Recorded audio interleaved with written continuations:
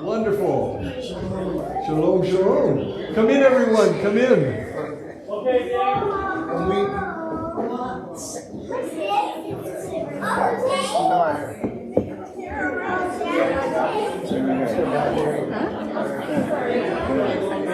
Is that it? Come in, everyone. Welcome. Please come in. Make your way around the outside of any of these tables. And would you remain standing, please? Come in, come in. Welcome, everyone. Please make your way around the outside of any of these tables and remain standing, please. Come in, everyone. Come in, come in. You can be right here, right here. Okay. Come in, everyone. Wherever you want. Come in. Make your way around the outside of any of these tables and remain standing, please. Got it.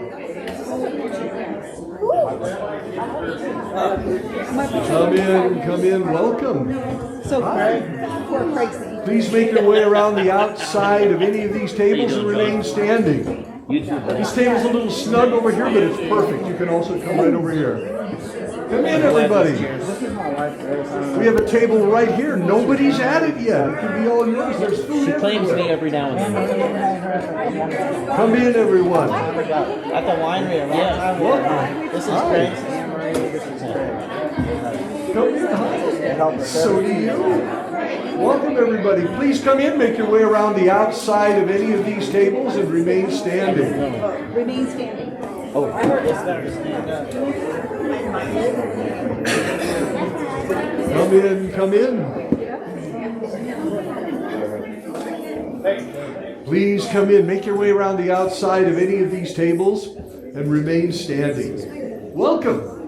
We've got plenty of places over here. We've got some great seats right over here.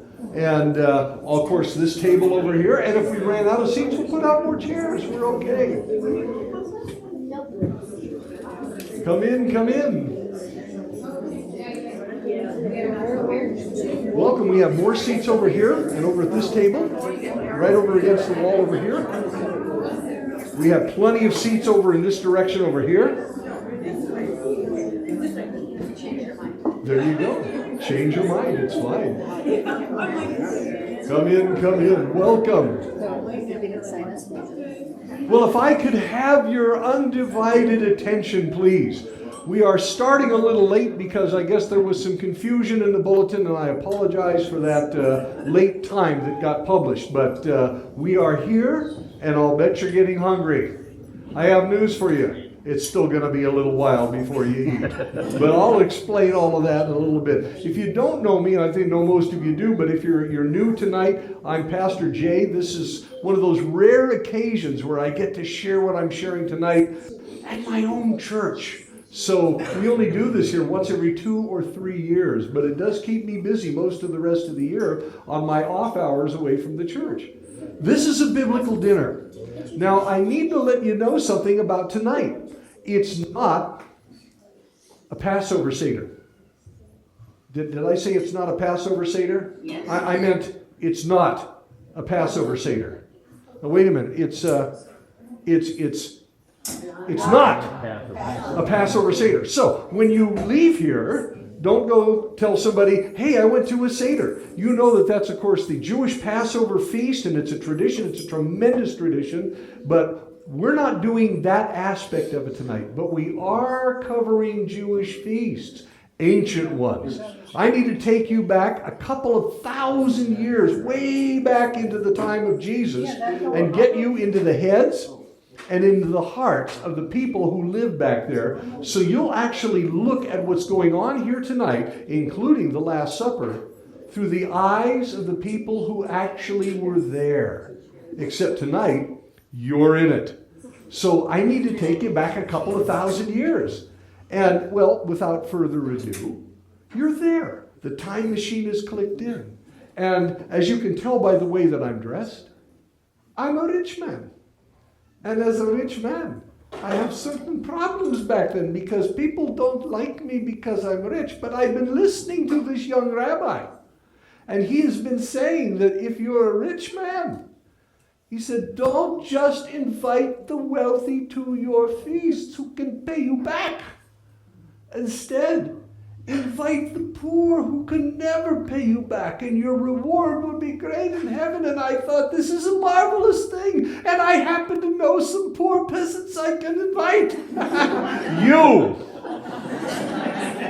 So I would send my chief servant to you. Now, I have a chief servant. I've got all kinds of servants. The Romans, the Greeks, they had slaves. The Jews, they had servants who were kind of like slaves, but they would be set free at a certain point. And I have these guys working for me, and I have one who is my chief steward. He runs my whole household, and I use him for all the really honorable things. And you, in your village, I just happen to know you. Maybe you've sold things to me, or maybe we've had some conversations and we've appreciated each other. And so I've decided to invite you, and you're to be my guest of honor.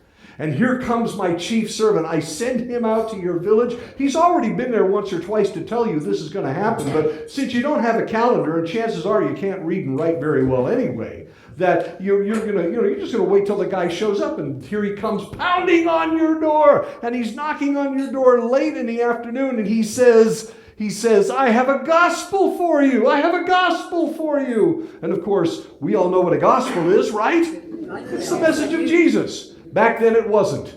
You see, the word gospel was around a long time before it ever showed up with the message of Jesus attached to it. It was a message that when it came to you, no matter who it came from, and it was usually verbal because a lot of people couldn't read, it was a message that was always and only good news. A message that had no bad news in it is really a better way to put it. Because back in those days, somebody comes pounding on your door and says, I have a message for you.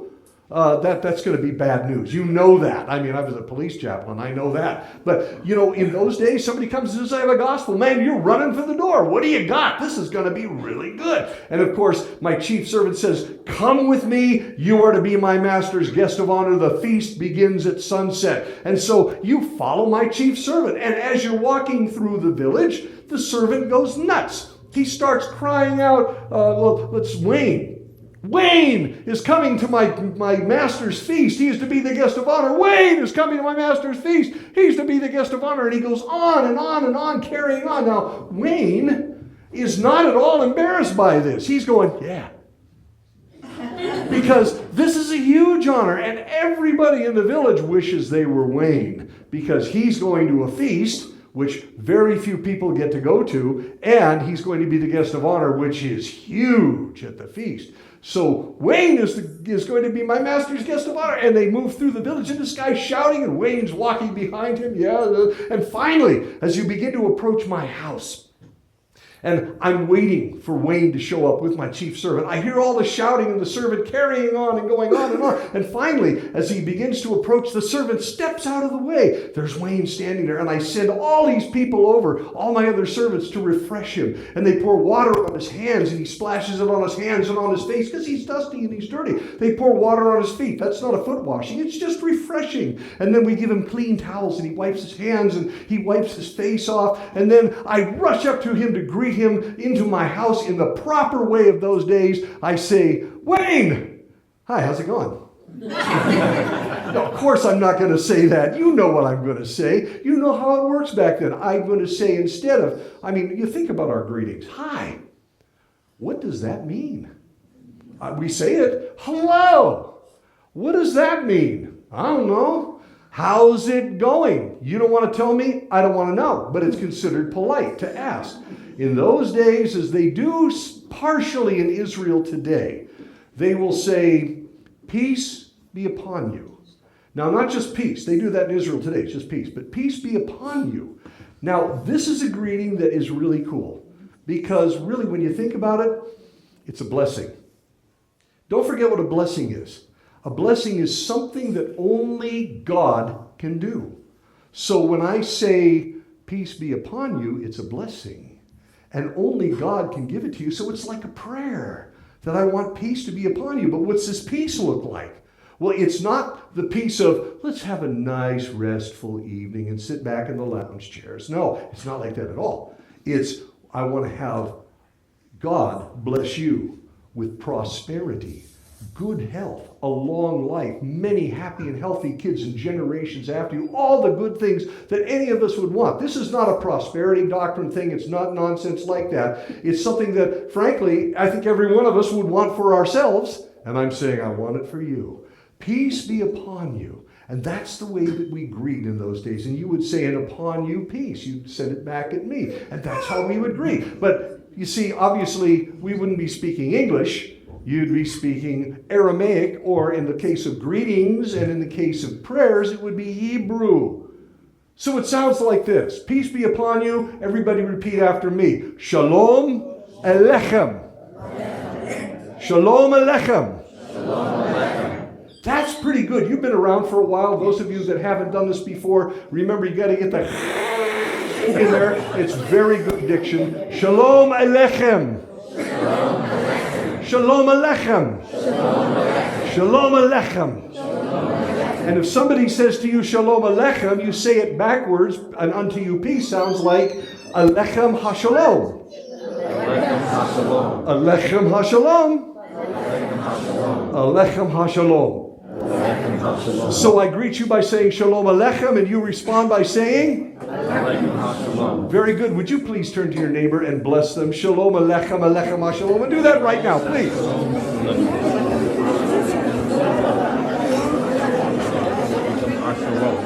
Shalom Aleichem, Shalom Aleichem. Yeah, I hope there's not going to be a test.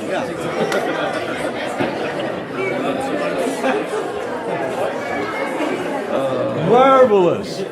We are going to have a very blessed evening because God loves to bless. And you have just blessed one another. Now, you may be right now thinking, well, is that in the Bible? Yes, it's in the Bible. And it happens to be in a few places, a couple of which I draw your attention to, when on Resurrection Sunday, Jesus is risen from the dead. When we do our Resurrection Day celebrations and we have our sermons, it always talks about what happened that morning. But we very rarely talk about what happened that evening. That evening, sometime in the morning, Jesus met almost all his female disciples. And then sometime in the afternoon, without any details given to us, he saw Peter and met with him. Whether it was briefly or long, we know nothing about the encounter. And then that evening, the disciples have locked themselves, the men, what's left of them, into a room that, well, they don't want anybody bothering them because the rumor has gotten around, spread by the Pharisees and the Sadducees, that the disciples had stolen Jesus' body. That means that to get the stone off the tomb, they had to break Roman seals, and that means it's a death sentence for them. They'll be on crosses the next day. So they're terrified because the rumor's gotten around they stole the body. And so they've holed up in this room. They don't want to be bothered. And of course, the doors are locked, the windows are shuttered. It doesn't keep the risen Lord Jesus out there in his resurrection body, the body that came out of the tomb. He miraculously appears right there in the midst of them in that room. And he says to them, first words out of his mouth, Shalom Alechem. And they said? Shalom. They said nothing. They were terrified. They thought he was a ghost. And in fact, somebody once said, when I said, you know what they said? They said, yeah, because they thought he was scared, man. There's Jesus down here. A week later, he does the same thing because they're still locked in that stupid room. So, Shalom Alechem, peace be unto you. And the response, and unto you peace. You have just blessed each other. And though you just said it, please remember, God is still listening. I think we're going to have a marvelous time tonight. Well, there's two more parts to the greeting. I'm just going to go over them very quickly. Everybody raise your right hand. When I come to you and I say Shalom Alechem, you are going to touch your heart, touch your lips, touch your forehead, both palms open and bow. Just like that. Okay, let's do it again. Heart, lips, with your right hand, by the way, only. Heart, lips, forehead, palms open and bow. And here's what this is.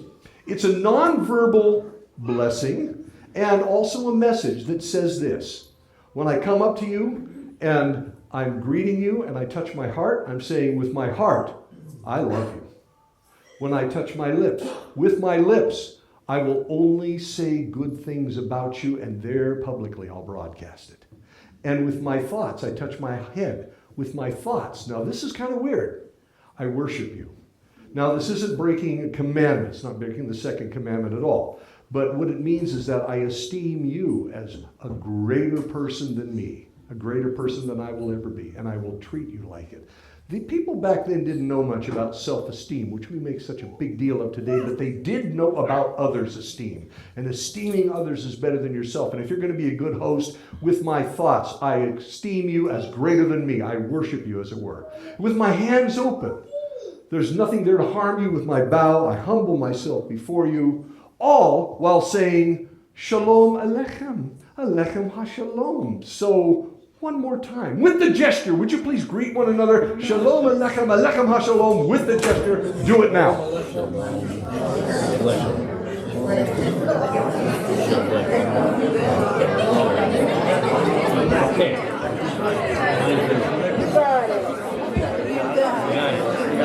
I got it. How do you, okay. Very good. What we got? You got this, buddy. I can always tell when we have our Catholic brothers and sisters among us because they start doing that out of habit. But, yeah. Listen, there are other parts to the greeting. Greetings went by so quick. I just spent 10 minutes talking about how they greeted one another. They'd be done with it in about 10 seconds. It would be that fast. And then they would follow it up with a holy kiss, which I'm not going to make you do tonight. Yeah, some of you are going, thank you very much. But a holy kiss, Paul said twice and Peter said twice to the churches they were writing to greet one another with a holy kiss. Now, the reason why that's important to bring up is because, well, people that were not family typically didn't greet with a holy kiss. But people who were family always greeted with a holy kiss. So when Peter and Paul both, 2 different times, told the churches to greet one another with a holy kiss, they were reminded, hey, we're family. God's our Father, Jesus is our big brother, and we truly are brothers and sisters because of Jesus. So you greet one another with a holy kiss that way. Well, those are your greetings, and now I would escort you into my house personally, because now I am treating you as if you are my royalty. Wayne is my guest of honor, so he's like a king to me, and I'll bring him into the house, but before you go in the house, you would kick your shoes off, your sandals off, right at the threshold, because you never, ever, ever, ever, ever, did I say ever? Ever! Wore your shoes into a house, anybody's house, even if they had a dirt floor. You always kicked them off. And there's reasons for that we will talk about in just a couple of minutes. Meanwhile, I'm not going to have you take them off tonight, so you can leave your shoes on. But everybody, I would invite you in. There's this beautiful table set for a king, a feast, and I would ask you to sit down. Everybody have a seat.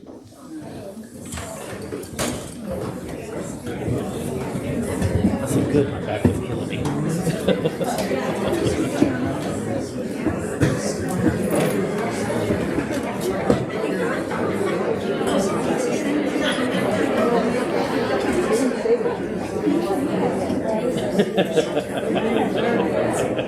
Marvelous.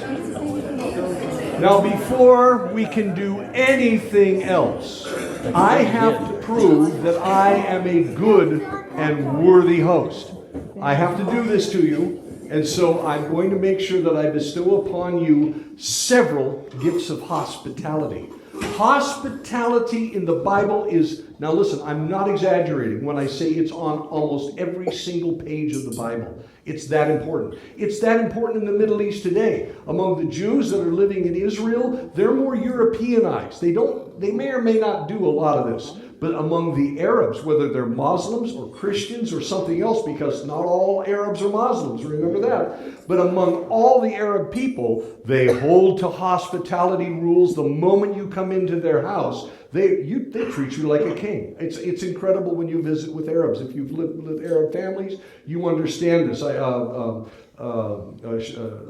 Mashay, probably you know about this too. So it's an incredible ethic that they have, but if I don't do it, I'm considered a rude host, an insulting host, and I don't want to do that to you. And I don't, because it'll ruin not only my reputation, but the word will get around that if that guy, that rich man, is that way to people, and he's rude to them, and he doesn't give them hospitality, the whole village must be bad. Yeah, people judged people by the group back then pretty well too, and it was a bad thing. So I'm going to give you everything I can, and the first thing that happens is that you sit down and I clap my hands, and here comes a guy out of the corner, and he's going to wash your feet. Now, you got to understand something about foot washing. Somebody said, are we going to do foot washing tonight? No, we're not. I'll explain why later, much later in the evening, but you'll understand that we are not going to do that tonight. But I would have a guy come in immediately. Well, you already had water poured on your feet. It doesn't matter. We're going to make sure that your feet are now thoroughly washed. The servant that I bring in is, as my friend Gail Irwin, who Greg knows very well from way back, would say very clearly, the foot washing servant or slave in your household is the lowest, the least, the last, not of all my slaves, but of all human beings on the earth. There is no lower position in their minds as far as who was the lowest on the totem pole, and there was no worse job in the world than washing somebody's feet. Because the feet, your feet, are considered the filthiest part of the human body. It's one of the reasons why you leave your shoes out there, because you have an option to peel at least something off your feet. You're not bringing that into the house because we know where your feet have been, whether you're in sandals or not. And if you're a poor peasant, you may not even have sandals, but you're farming, and you've been out where, put it politely, where the animals have been. If you're in a village or a town, big cities may have a better infrastructure, but in a village or a town, I hate to say this, you've been where people have been. You see, you're supposed to take your chamber pots outside the town or the village and dispose of them in the proper place at the proper time. But most people, like most people are, a little bit lazy, and so they'll take it and just kind of toss it out into the street. You say that's disgusting. It is. And I've been to parts of the world where this is just what people do. And the places smell vile. They're used to it. But they know where your feet have been. You have been where the animals have been. You have been where the people have been. And when I am going to have your feet washed, I'm going to make you proper, spiritually proper, even for that. Remember, take off your sandals to the ground on which you stand is holy. Remember that? It rings back to even that. I'm going to have this guy come up to you and he's going to scrub your feet. And I mean, he's going to kneel down at your feet. He's going to pour water on your feet. He's going to take his bare hands and he's going to scrub your feet just like you was washing them like a professional. And you're going to be real happy about it. And he's not going to be happy about it at all, because he knows the fact that he's doing it means that he's the lowest form of life on earth. And he's washing the filthiest part of your body. Now you say, well, I can think of dirtier parts than that. No, they couldn't. They knew. They knew. And besides, the bottom of your foot is considered so vile, so foul, even today among Arabs, that even to expose the bottom of your foot to somebody else is a deadly insult. It really is. There are talks, you can read stories and accounts of people that had gone into tyrants, like some of you remember this guy named Saddam Hussein. There's one where a reporter went in to talk with him, and the reporter crossed his legs like that, and his foot came up. And Saddam's by a desk. He gets up and he storms out of the room because he insulted him by accidentally exposing the bottom of his foot to him. You remember when George W. Bush, those of you that are old enough and not that old, when he was leaving office and he went to Iraq for a surprise news conference, there was a funny thing that happened. You can see it on YouTube, where as he's giving some sort of a briefing to a group of reporters, suddenly a penny loafer comes flying by his head. And then he ducks and he moves, and what's that? No, and then he kind of laughs. Somebody threw a shoe at me, and here comes the other shoe. Meantime, in the back of the room, they're having a dog pile on this guy who was throwing the shoes. And I mean, it was scandalous in the Middle East because he had thrown a shoe at the President of the United States. I heard a radio show shortly after that happened. I had to call in and correct the guy because he said, who'd you like to throw a shoe at? And I said, you don't get what's going on here. You're missing the point. To throw a shoe or even expose a shoe to somebody else, especially someone you don't like, is to say, I hate you enough to kill you, and I'd do it if I could. That's what it meant. And if you don't believe that, it's in the Bible. Over in John chapter 13, Jesus, when speaking of Judas, having not named him yet as the betrayer, said, the one who has eaten my bread has lifted up his heel at me. Yeah. In other words, it's the worst insult. It's a deadly insult. And he said, Judas has done just that. Wow. So I'm going to make sure your feet are washed well. Now, there's another gift of hospitality that I'm going to give you. First of all, it's on your table. And I'm just going to mention it in passing, but it's a cup of cold water. And it's cold, by the way, and I'm going to have it put right into your hand. Now, for you, it's just sitting there. But for me, as your host, even as the great man of the house and the wealthy man of the village, I'm still going to come up with you with a tray, and I'm going to personally hand you that cup of water and make sure that you take it, because never underestimate the value of water in the Middle East. It's the most precious, most valuable thing there is, and I am putting it in your hand. To give somebody a cup of cold water, when you go into an Arab's house back in the Middle East today, first thing that's in your hand is something to drink. In Israel, the first thing in your hand is something to drink. It might even be orange juice today, and I mean that very seriously. But it's something to drink because it's refreshing and it's valuable, and liquid, clear liquid, drinkable liquid is very, very difficult to find back in those days. And so it's a way of giving you, as it were, a big hug. You are so welcome here. The third gift of hospitality that I wanted to bring up was, of course, this is the one that Wayne is waiting for. His feet are washed. Oh, by the way, I'm not going into any details on it, but we also did a hand washing ceremony that could have taken 5 or 6 minutes for me to personally wash his hands to get them ready to touch the food. So he's had that too. But this is the one he really likes. Because now his feet are washed, he's got his cup of cold water, and now I'm going to sneak up behind him, and he sees what's happening. See, I have this jar, and it's a little stone jar. It's not alabaster, it's onyx, but, it's sealed up, but he knows what's in it, see. It's full of olive oil. The olive oil is scented.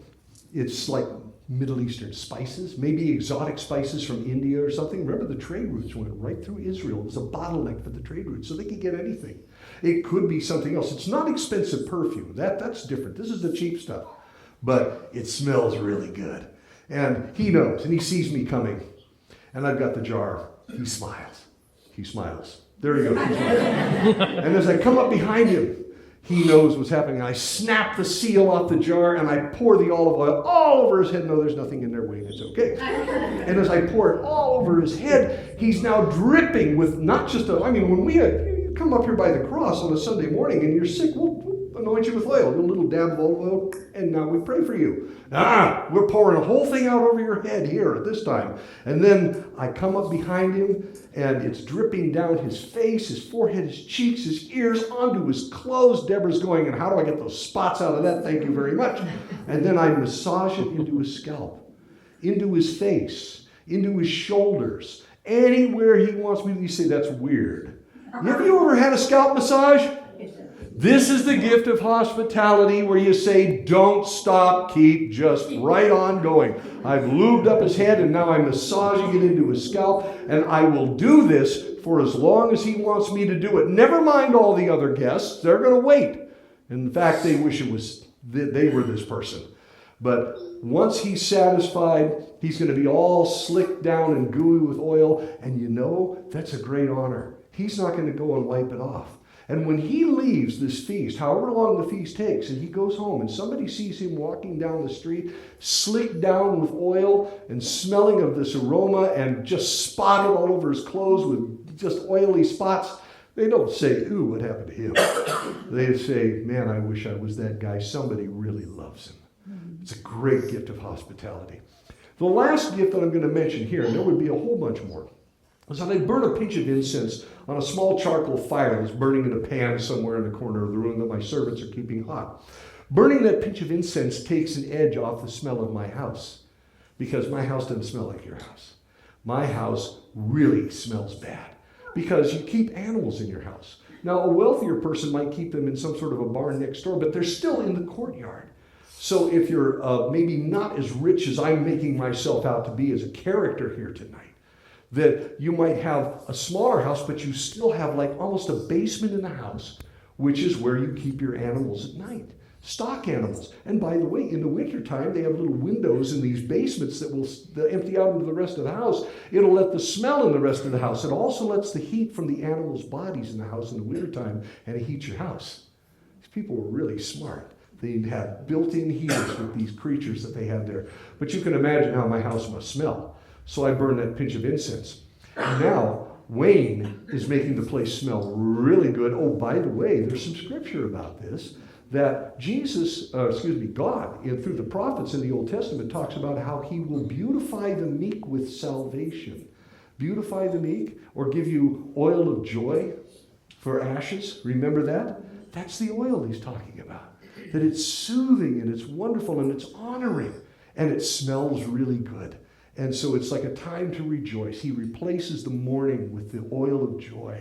And that's what I put on Wayne, so it's a very special thing. But of course, then the incense takes the edge off the smell of my house, and it's all to honor you, to make your time here with me really precious. Now, it's not time to eat yet, but we're getting closer. You see, there's all these rituals. You always have traditions and rituals with the Jewish people, and every meal starts with bread. It just does. Bread to the Jews is something very, very special. Now, what I'm going to do right now is a little strange, but I'm going to ask the servants who are here, because we have servants among you, and they're all going to get up and they're going to go out and they're going to help ladle out an authentic Middle Eastern stew, lamb stew for you. There are almonds in the stew, be aware, and they're going to prepare it. I'm going to call them back in when it's time to bring them back in, but they're going to get ready for that now. But I'm going to tell you about bread and what's on your table and why. To the Jews, bread was something extremely precious. In fact, it's so precious that they considered cutting bread with a knife wickedness. There's an expression that came from a guy who was a very famous Jewish scholar who said, to the Jew, bread is life. It's the very essence of our being. Jesus, when he had heard of the death of John the Baptist, the news came to him. He immediately crossed the Jordan River over to the east side of the river out of Herod's jurisdiction, because Herod was the one that killed John the Baptist, and Jesus was on his list. So he crossed over into a different jurisdiction, and there he's mourning the death of his cousin, John the Baptist. And then all these people came to him in the midst of all of his grief, and he ministered to them all day long. And at the end of the day, they're hungry, and there's no food. And so he calls Philip over, and he says, where do we get food? I don't know. Bread, bakeries are closed. All the food's gone. He says, well, you give them food. And they didn't know what to do. You know what happened next. A little kid comes up, 5 loaves, 2 fish. Well, he offers them, here, maybe this will help. You got 5,000 men, plus their families and their wives. I mean, they're all there. The children and the wives, probably 20,000 people that are there in a place called Bethsaida. And what does Jesus do?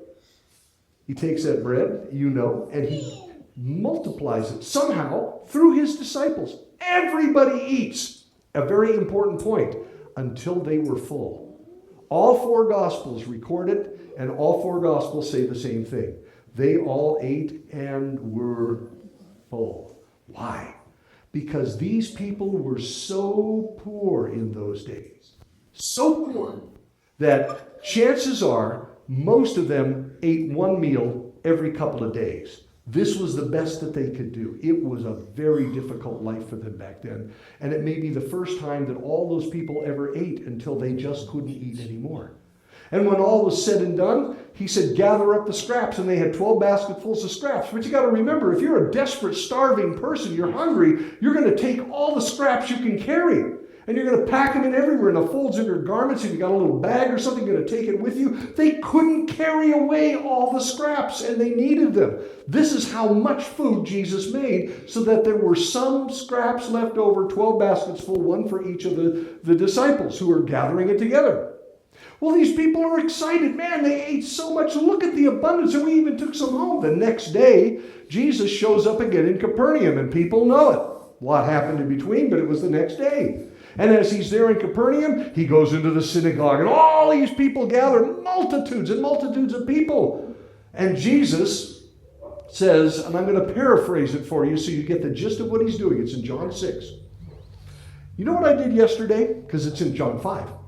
Or excuse me, the beginning of John 6. She said, you know what I did yesterday? I gave you all that bread. And now you're here. So I'm here to tell you, remember that bread? And you ate till you were full and you couldn't eat anymore. You took an abundance home so you couldn't carry anymore. Remember? I'm the bread of life. In other words, I'm not giving you any more food. You got to take me. I'm the bread of life. Your fathers ate manna in the wilderness, but they died. This is the bread that came down from heaven, that you may eat of it and not die. I'm the living bread that came down from heaven. Whoever eats this bread will live forever. And the bread that I shall give is my flesh, which I shall give for the life of the world. I'm the bread of life. Bread was precious to them. They wanted breakfast when they showed up the next day. They ate till they were full the day before. And now Jesus said the only way is with this. The Jews reverenced bread. They wanted it. It was their basic food, like rice would be in the Middle East, but more than that, because it drew them back to the manna in the wilderness and how God kept them alive miraculously by giving them manna from heaven 6 days out of 7.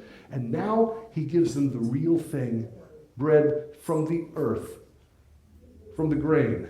And that's just as much of a miracle. Who would have thought you could take a weed and turn it into something like this and eat it and enjoy it? And Jesus said, I'm the bread of life. Now there's something else you need to know. Table manners here. I'm only going to give you one tonight. I can give you a bunch because they'll drive you crazy. Everybody raise your right hand. This, if you look at your table, you might be thinking, where's my knife? Where's my fork? Where's my spoon? Right here. Wiggle those fingers around. Right hands only. Okay, everybody raise your left hand. You will not touch my food with this horrible hand. Everybody raise your right hand. This is the clean hand. This is the kosher hand. Everybody raise your left hand. You will not touch my food with this hand because everybody knows where it's been because in the days of no toilet paper. Ew. Are you serious? Yes, I am. Half the world today lives by this ethic, by this tradition, for the same reasons exactly. So you will be eating food tonight with your right hand and not your left. Jesus was in the synagogue at Capernaum one day, and in comes a man with a withered, Luke tells us in Luke 6, a withered right hand. His hand was somehow paralyzed. He had not been able to use it. It had withered away. And of course, the Pharisees brought this man in to see if Jesus would heal on the Sabbath day, because that's supposed to be that. And Jesus sees the man and has compassion on him. He says, stretch out your hand. And he stretches out his hand, and it's completely healed. But you got to remember that Jesus didn't only restore that man to health. He restored that man to his family, his friends, and the rest of the village, because until he could eat with his right hand, nobody would eat with him because he had to touch food with that horrible left hand, and he would defile it if he touched it with his left hand. So you only eat with your right hand. That's the table manner you got today. That's your knife, your fork, and your spoon. So why don't we have one? Because they didn't have knives and forks and spoons for another 1,000 years after the time of Jesus. So this is the way they ate. It's a dipping meal. And bread is the main thing you use. But wait a minute. What did I just tell you? You're going to eat with which hand? Right. And you're not going to touch food with which hand? Right. What am I doing wrong? The most precious thing the Jews have, and I mean, touching it with my left hand, you can't do that. Oh, yes, you can. What? Yeah, because remember I already told you, they considered it wickedness to cut bread with a knife. So what do you do with the bread? You break it. And to break it, you need both hands. You say, well, what do you do about that dirty left hand? I ceremonially washed your hand before you came in. So you're partially ready, but in principle, you're not supposed to touch it with your left hand. But you see, the Jews were also practical. If you needed it, you just had to do it. And so what I would like you to do is we're going to begin this time, before we eat the meal here, with prayer. But you have to use the bread to pray. So there on your table are pieces of some of the best pita bread you'll ever have. Would you please pick up a piece of bread and hold it gently and with reverence and respect in your hands. And if you have to pass it to somebody, do so as if you're handing to them that which is life to them. Everybody got a piece of bread. You hold it in your hands. Now, when the Jews prayed over a meal, they prayed using the bread, and they always prayed the same prayer every single time. You say, oh, that's bad. Jesus said don't do that. That's a vain and repetitious prayer. No, it's not. That's a whole different thing that Jesus said don't do. They always prayed the same prayer every time because it was glorifying to God, and it got on with the meal. Have you ever sat down with somebody and said, I'll pray, and 5 minutes later, 10 minutes later, they finally get around to saying maybe amen? Yeah, you know, you're laughing. You've been there. They get their prayers over very, very quickly. But you see, that's the spontaneous prayer. If I said, let's pray, somebody's going to say, well, I'll do it, and you'll pray. In those days, they didn't pray spontaneously until the end of the meal. At the end of the meal, you can pray as long as you want to, about whatever you want to, and we have just one of those, just one, recorded for us in the Bible. It happens to be all of John chapter 17, when Jesus prays at the end of the Last Supper, this long, glorious prayer that you happen to be in. If you read John 17, look at verse 20 to 25. You're right in there. He's praying for you. But that's at the end of the meal. What did they do at the beginning of the meal? Well, here's how they prayed. First of all, same prayer every time, but they never closed their eyes.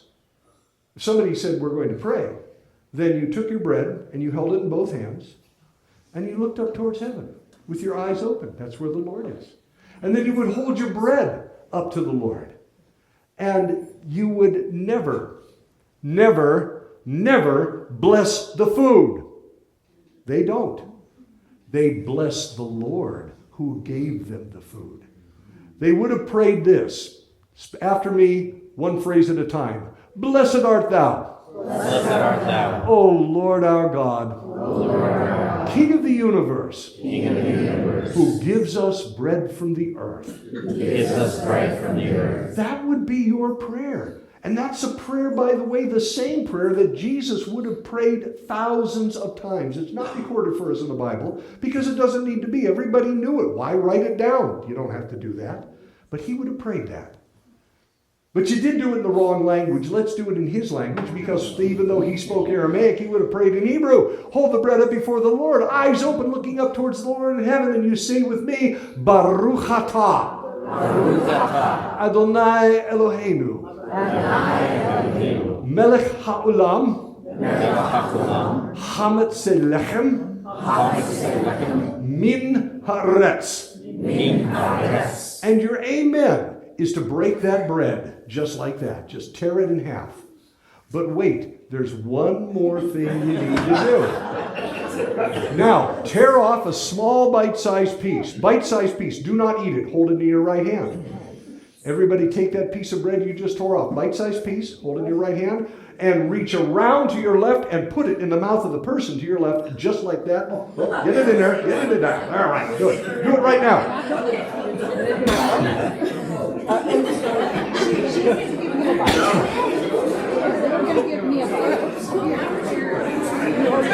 You want it?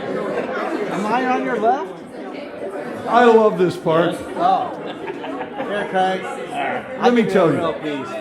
I've done, by the grace of God, I have had the opportunity to do these biblical dinners on 6 continents. I'm still waiting for Antarctica to call, but I'm not holding my breath. And everybody, when we do this part, they do the same thing. It just lifts the roof off the building with laughter and joy, sticking bread in each other's mouths, except for one place in the world.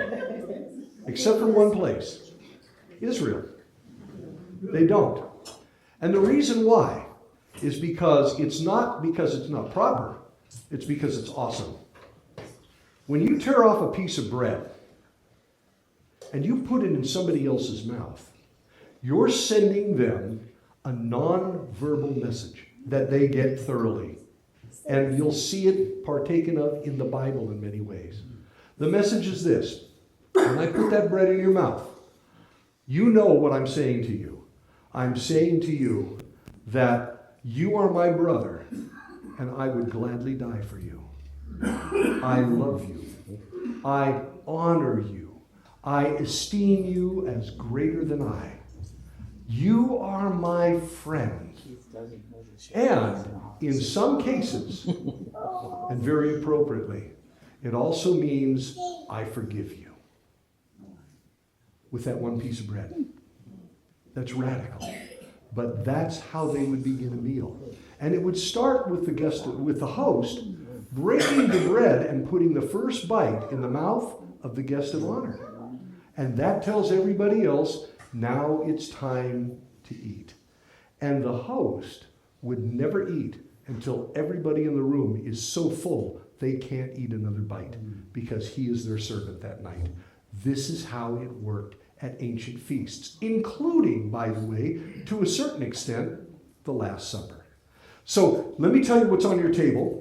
There's actually a lot of food all over the place, and if you run out on your table, the people behind you or around you will have more. But you have, first of all, fresh vegetables down here. Vegetables like cucumbers. You have, first of all, let me get this one out of the way real quick. You have bell peppers that are cut up. Those happen to be part of the New World. They were not in the Middle East, but you see, you don't have a knife, fork, and spoon. These guys, when I call them to come in, they're going to bring in a stew, and you need something to eat with, and those bell peppers make great spoons, and you can shovel it into your mouth. As far as so you can eat the silverware on that. Of course, you also have carrots. You can eat the carrots there too. You have dried fruit, including these are the best dates you're going to get in California. They're absolutely wonderful. There are pits in the dates and in the olives, so be aware. Don't break a tooth on it. You also have pickles. They would have had pickles at the table. There are walnuts underneath the dates and raisins, because they would have had lots of raisins. You have this gooey stuff right here, which many of you will recognize as hummus.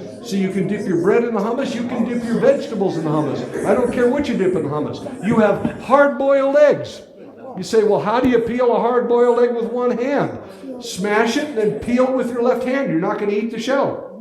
You don't defile the egg by peeling the shell with your left hand. So hold in your right hand, peel the shell off with your left, eat the egg. They would have had, by the way, they wouldn't have been boiled back then because water's precious. They would have baked them in ashes. We didn't do that tonight. We boiled them. But they would have baked them in a little charcoal fire. You also have, again, olives, pickles. You have fresh food on your table. You see the pears, the apples, the grapes. Those have all been washed. They're ready to eat right now. They're not just a garnish. They're out on your table. You can enjoy that. You also have something else on your table that looks something like the filling for an apple pie. This is called haroset. If you look it up on the internet because you like it, it's spelled charaset is the way it's spelled. But it's haroset, and it's an apple chutney-like stuff that would have been actually at a Passover meal. It's sweet. It represented the mud that made the bricks and how God made their suffering sweet. You dip your bread into this. Oh man, this is the best dessert on the table. You're really going to enjoy it. That's there. And of course, plenty of bread, and you can have that too, and whatever else you find to eat. You also have a cup of grape juice. Now, not everybody likes grape juice, but we put it there simply because at any great feast, you had to have wine. And I am telling you now, it was fermented. But they would water it down, 4 parts water to 1 part wine, because drunkenness was a big sin. So they didn't want that to happen. But you would have wine because it was healthy, helped kill parasites in your system and all of that, and everybody desired it. They wanted that wine because it was good for them. So we put the grape juice on the table, but I just wanted to show you for just for the fun of it. This is a wine pitcher. This is not a bowl. This is a cup. And I pulled these things out of mothballs from my house because I thought you might want to see them. That this pitcher and this cup are authentic. They were found in Israel, and they're somewhere between 27 and 3,000 years old. Don't be the first one to break it. You don't want that to happen. But this is a wine cup. And they would pour the wine into a cup like this, and they would drink it like that. And by the way, you can pick up anything that you're not going to eat with your left hand. You can do that too. But I thought you'd want to see what they had. These were dug up in Israel. They are archaeological finds, and they're going to be up here. I appreciate you don't touch them, but you can certainly look at them. And, oh, by the way, because of where these were found, we don't know who owned them. But because of when they were found, whoever owned them no doubt saw, maybe even engaged, some of the characters you see in the Bible. That makes it very interesting. So I thought you'd like that. Well, with that, on your table, all of that, we're ready to eat. So I'm going to invite the servants to come in. They're going to put a bowl of stew in front of you. You can pick the bowl up and drink it right out of there. You can scrape it into your mouth. You can dip your bread into it. You can use the bell peppers to scoop it up. And I'm going to take a 10-minute break and allow you to just dine in peace. And then I'm going to come back after 10 minutes. And you keep eating till the whole evening's done. Just keep eating. All I need is your undivided attention at that point so we can finish up the evening, which is going to be about another hour after that. So buckle your seatbelts. Restrooms are through there. First hallway to the left and all the way to the back, down to the right, to the left too, and on the right-hand side. Enjoy your meal. B'tei avon, as we say in Israel. Good eating to you. If I can have your attention, please. I hate to interrupt the fellowship. As you know, if you go to this church, you know that I hate to interrupt fellowship because fellowship is good. But I need your undivided attention for the rest of the evening now, because we have about another hour or so to go. And I don't want to keep you here all night. But you can eat and should eat everything you can until I see your eyes start to bug out. So that means that I can eat, and because you are totally full. So anyway, I want you to enjoy your meal, and again, eat as much as you can. There will be leftovers tonight. If you want to take anything home, we can help arrange for that too. And so you just let us know, and we'll do that. One other thing that I wanted to tell you about putting that bread in somebody's mouth thing. I needed to remind you of one thing, that putting bread, tearing off a piece of bread, and putting it into somebody's mouth at any time, during a meal, during this meal, during communion, or any other meal you may have, putting bread in somebody else's mouth, remember that message. This is the greatest honor you could ever give to another person in that day and age around this type of a setting. It's the greatest honor you could ever do to another person except for physically dying for them. That's how important this was. So if there's somebody in here that you want to honor in the most magnificent way, you want to say, look, you are my brother or sister, and I gladly die for you. I love you. I honor you. I highly esteem you. You are my friend. And if necessary, oh, by the way, I forgive you. Then you take a piece of bread. You tear that chunk off. You go up to that person. Shove it in their mouth. Greatest honor you could ever do to somebody except for physically dying for them. That's what this means. Don't neglect it. It's a wonderful thing to do. And don't forget, you can do it during communion. Well, we're going to look at tonight as if it were the Last Supper. Now, we've talked about a feast. In those days, ancient feasts were like what I've described and a lot more. When I get a chance to share what I'm sharing with you tonight, perhaps to a college group, it could go on for up to 4 hours, and we're not going to do that to you tonight. But in that, there are so many things going on. But this is a fantastic feast, and so was the Last Supper. The Last Supper, we say, well, that was different. It was a Passover meal. Yes, it was. But the Passover meals at the time of Jesus were a little bit different than they were back at the time of Moses. They had evolved slightly. And more than that, we're beginning to learn now that at the Passover feast, you were able to actually add other pieces of food, other dishes, along with the traditional pieces that were there so that you could enjoy the feast. Remember, by the time of Jesus, the Passover wasn't a solemn feast. It was very, very reverent, but it was a celebration. Today, it's just what's called a Seder. We do things in order, and it expresses certain things, and we just do them. And boy, it's really cool. It speaks of God. Back then, it was like, woohoo! It speaks of God. We're free. Let us go. This is marvelous. So that's what the Passover was all about. But when I say that the Last Supper was a Passover feast, the Last Supper, what comes to mind? Ta-da! You know. Leonardo da Vinci's The Last Supper. This painting, which some of you may have even been there, is in Milan, Italy, at the Chapel of Santa Maria della Grazia in the dining hall. Painted on the wall. It's a fresco, which meant that it was paint into wet plaster. But it's decrepit. It's been falling apart ever since Leonardo painted the thing. It started to deteriorate because he tried some new things with it and they didn't work. And so it's been a real chore keeping this painting alive, so to speak. When I was in college, I was an art major. I had to study this. And it's considered quite possibly the greatest work of art in the Western world ever painted. Even better than, more magnificent than the Sistine Chapel ceiling is this painting right here. Leonardo da Vinci was brilliant. Leonardo da Vinci was the true Renaissance man, the inventor and the physician and the painter and everything else. But Leonardo da Vinci was not a theologian. And when he painted this, he had no idea what he was doing. This thing is so incredibly wrong. Oh, it's a beautiful painting. It's reverent. But it's incredibly wrong. Let me show you how. First of all, As you see the painting there, Jesus is right in the middle of the table. You say, well, of course he would be in the middle of the table. That's where everybody sits who's important. Nope. Not at the time of Jesus. They never did that. Jesus never sat at the center of the table, but there he is. Now, that's sort of an artist's preference, because you notice all the lines in the painting point at him. Jesus is the center of attention. That's a good thing. But you see, you got this long white tablecloth here. Where do you get one of those? At the long white tablecloth store in Jerusalem? You're not going to have that. You're going to have a bare wood thing. They're all sitting on high stools. They're not really in chairs. They're on stools behind this table.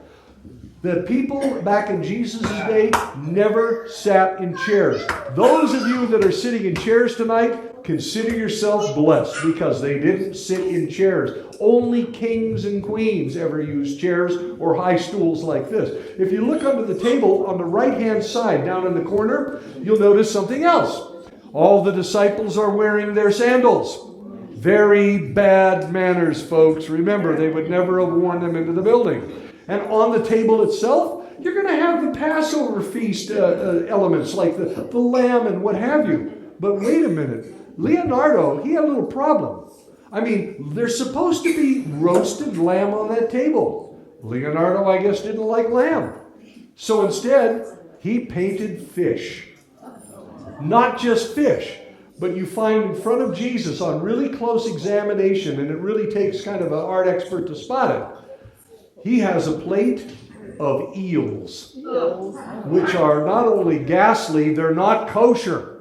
So Leonardo painted eels in front of Jesus. More than that, on the table also, there's supposed to be unleavened bread, which you have leavened bread tonight because we wanted you to enjoy the meal, because unleavened bread tastes like a paper napkin, so we didn't want you eating that. But there's supposed to be unleavened bread on the table, but Leonardo, I guess, didn't like that either. So Leonardo painted little Italian dinner rolls all over the table. Well, he was Italian. He could do that. It's a beautiful painting. It's marvelous. But it's completely wrong. You'll have to watch me, and I'm going to have to get down on the floor here. So if you have trouble seeing, I don't mind if you stand up or crane around or what have you. But see, the Jews in Jesus' day never ate the way that these guys ate or the way that we eat today. In fact, what they would do, typically, first of all, those of you men here who I know are excellent chefs and great with barbecue stuff, hint, hint. The women did all the cooking back in those days, while the men went down to Starbucks, drank coffee, and talked about politics, which tells you that not much has changed in a couple of thousand years. But the women would prepare a cook pot. Typically, it would be for peasants a clay cook pot, and not a bronze one like this, but something like this. They would nestle it down into a charcoal fire. They would put water in there, and then in there they would put beans or lentils or even grain, and they would make up like a porridge. They might, if they had some vegetables to throw in there, they would do that too. But rarely did they eat meat, because they couldn't afford to kill their animals. Unless you're very rich and you can't afford to slaughter some animals for food, you never killed your animals, because sheep gave you wool, goats gave you milk, chickens gave you eggs, oxen, whatever, they gave you labor. You needed all of these animals, so you wouldn't kill them. And besides, they were your wealth. You would trade with them. You would sell them if you could, because life was hard back then. So you would eat a sticky porridge, and every once in a while there would be some meat. If you lived down by the lake, the Sea of Galilee, you might get some dried fish to supplement it, or even throw it in there for that matter and revitalize it. But that was all that you had. And you would take a piece of bread, like you've seen there, and if you've ever eaten a very traditional Mexican meal, you would tear off a piece of a tortilla. The bread was, in those days, was thinner than this bread. You'd pinch it between your fingers like this, reach into the pot, scoop it up, and put it in your mouth. And this was your knife and your fork and your spoon right here. And the whole family would gather around the cook pot. Remember I told you what the filthiest part of the human body was? What is it? The feet. Well, where's my feet right now if I'm sitting in a cook pot? Out behind me. I can't insult my neighbor or family member by having my feet pointed at them. And besides, I can take my robe and put it over the top of my feet like that. So it's a very convenient way to eat. They can also eat in other body positions, but either way, they're never going to expose their feet to another person while they're enjoying the meal. And they would eat as a family like that, around this. Now, by the time of Jesus, something changed. Not in the general sense like I just described. But you see, by the time of Jesus, the rabbis of that day had added a tradition to the Passover. That once a year, at every Passover, only once a year, it was going to be required that every man, woman, and child who was Jewish ate that feast, the Passover, like a rich man. But how do you do that? And why would you do that? Well, remember, first of all, they had a tradition, a view, an ethic, if you would, about where their wealth really lay. They were set free. The Passover, when you take a look at all that goes on with the Passover elements, which we're not going into detail tonight, it all spoke of being set free from slavery in Egypt, and God has made you free and brought you into his land. Celebrate your freedom.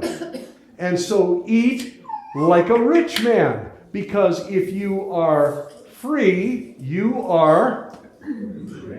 I knew you were going to say that. Free indeed. No, you're rich.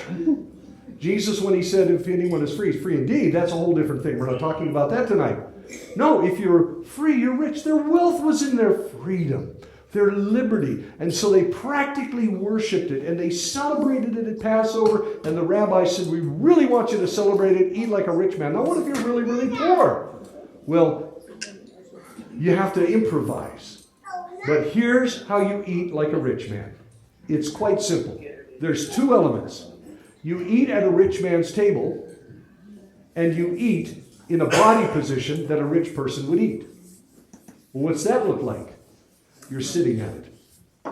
This table here, this table here, this table here, and if you were to connect these tables here, the side one here along the back, that table there. Oh, what about you guys? Leonardo da Vinci. Good example of a bad example. So we get to point at you and make fun of you while you're sitting there. This table is an authentic shape. This table, I'll just point to this one. It's called a triclinium. Tri, three-sided. 1, 2, 3 sides.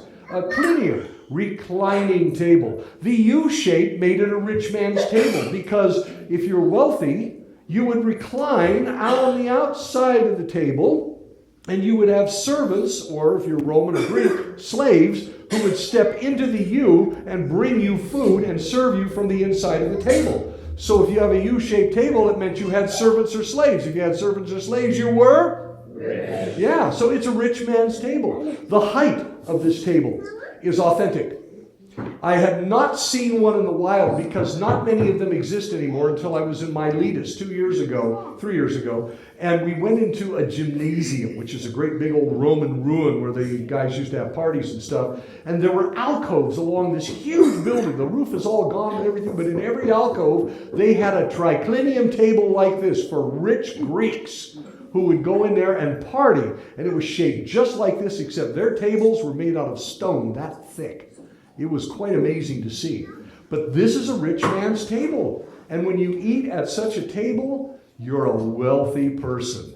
So eat at a rich man's table. Now, how do you put something like this together if you're dirt poor? Draw a picture of it on the ground. Take a stick, make the shape, and then sit around the outside of it. Or put blankets on the ground. I've seen photos from about 150 years ago where people would still do that. And they would lay out the blankets and they'd sit around the outside of it. But you're eating like a rich person. This is a rich man's table, a triclinium table. You guys, Da Vinci, you're out. Okay. But how do you eat at this table? Well, let me look here. No way. And you're in chairs, no way. This is how you ate at a table. If I were to sit right here, and I'm not going to throw anybody out, this is the way you recline at the table. This is how you eat, just like this. See, how do you eat like that?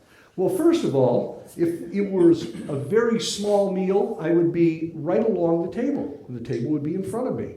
But if you got a room full of people, they would go perpendicular to the table so that the table would be at my shoulder, and the people behind me would be in the same zigzag body shape as me. Look what I'm doing. I'm leaning on my left arm. I've immobilized my left hand. I can't even accidentally touch food with my left hand. I'm leaning on that. There would be mats or carpets or pillows all the way around the outside of the table. It would be very, very comfortable. There might be pillows all the way along the edge of the table, all the way around, so that you could lean on the pillows. And if you wanted to turn over, you could. You could rest on both arms. But this is how you would typically be at the table. And look where my feet are. They're not facing any person who would be at the table, either in front of me or in back of me. And they're as far away from the food as I can put them. It's perfect. And how do you eat? You twist your body like this. And you would grab your cup and drink. You would eat your food like this. You say, that's really uncomfortable. It is for us. And that's because we're Americans. You go to the Middle East, and people still do this. Along the highways in Jordan, there's a freeway that used to be called the King's Highway, a caravan route. And now it's a paved freeway, and you'll see trucks pulled over at tea time. And there you see the men who are the truck drivers, usually out in front of their trucks or laying in the shade of their big truck. And they're on a carpet or a blanket in this position with a pot of tea and a sandwich in front of them eating it. Because this is the elegant way to eat. They just love doing this. In Turkey, and they're not even Arabs, they're Turks. But they were conquered by the Arabs and they adopted this too. That you could find guys on their break sitting out in the grass and they're doing the same thing, just like this. This is how a rich person ate. So you're at a meal. You're at a feast. I've invited Wayne to my feast. It's not, let's pretend that one's not a Passover. And as we're at the feast, we're reclining at the table, and what do? You tell stories. You sing songs. You play games. You catch up on the news. Maybe a little gossip too, and you share these things. And it goes on all night like that. And you have these oil lamps on the table like you have lighting your tables right now. These lamps, with the exceptions of the ones with the ridges on it, there's some with multiple ridges, these are authentic shapes that are Herodian oil lamps, the same exact type of oil lamps that would have lit the real Last Supper. And they're burning olive oil, which would have been at the real Last Supper. Using a cotton wick, they probably would have used flax back in those days. But the room is lit by the same lamps that would have been at the actual Last Supper. This is really authentic, you guys. Even the music that was playing in the background, a couple of thousand years old, just updated for today. So it's super authentic. And as you're there at the table and you got the lamps burning and the evening goes on because most feasts started about sunset. And finally the lamps burn low and you've been singing songs and playing games and doing whatever. And you're reclining at the table and you're getting tired. What are you going to do? Get up and go home? You're not going home. It's dark out there. Well, so what? They don't have police forces in those days. The Romans might have a garrison somewhere nearby, but they're not policing the streets. You go outside, you're going to get mugged. You'd stay inside. Besides, your donkey doesn't have any headlights, so you're not going anywhere anyway. So you're at the table. You're on a pillow. You've got a mat underneath you. There's food and water and wine in front of you, and you just go to sleep. And then a rooster crows, and you wake up the next morning, and, oh, wow, where am I? Oh, hey, look, I'm still at the feast. Wow, they put out breakfast, and you start eating again, reclining at the table, telling more stories, playing more games, having a marvelous time. And if it were a wedding feast, it would go on like this for 7 days and nights. Wow. And you'd never leave the compound. If it were a coming of age feast, a bar mitzvah or something like that, it could go on for up to 2 solid weeks. If you were a poor person and you had never been to a feast before, you would certainly go if you were invited because you may never eat like this again. It was splendid. And it would just go on and on and on. Now, let's talk about the disciples for a second. The disciples had an ongoing argument. What was it? What was it? Who was the greatest? Remember, almost every time Jesus turned around, here are the guys going at it again. I'm the greatest. No, I'm the greatest. No, I'm the greatest. No, he doesn't even like you. I'm the greatest. But here's the question. If they had the argument, do you really know what it was about? It was a political argument, wasn't it? Well, yeah, kind of. You see, there were preferential seats at a table like this. And it happened to be that wherever Jesus sat, whoever sat at his right hand and his left hand, they were the greatest. Well, where'd you get that? Well, that's their tradition. But more than that, in a passage of Scripture that I doubt any of you have memorized here, though it's possible, the disciples understood something very clearly. It's in Isaiah chapter 25. A really short chapter for that monstrous book of Isaiah. But in there you got this little 12-verse chapter, and it describes when the Messiah comes to rule and reign in his kingdom on the earth.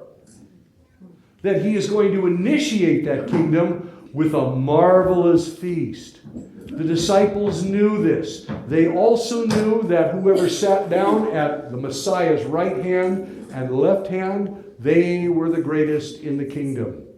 What were the disciples arguing about? Dinner reservations. Seriously, where they were going to sit at that particular feast. That was the argument.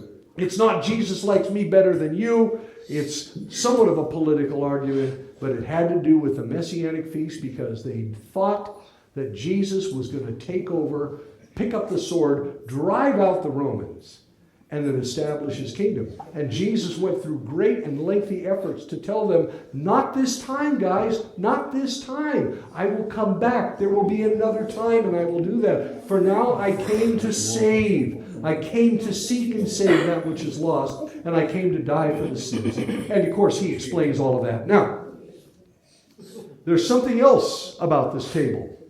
I told you that there's a pecking order around it. So everybody watch this table up here. The disciples knew something else. And you need to understand this or you miss the whole rest of the evening. That you see, there are places at a triclinium table where you want to sit, and some places that are okay.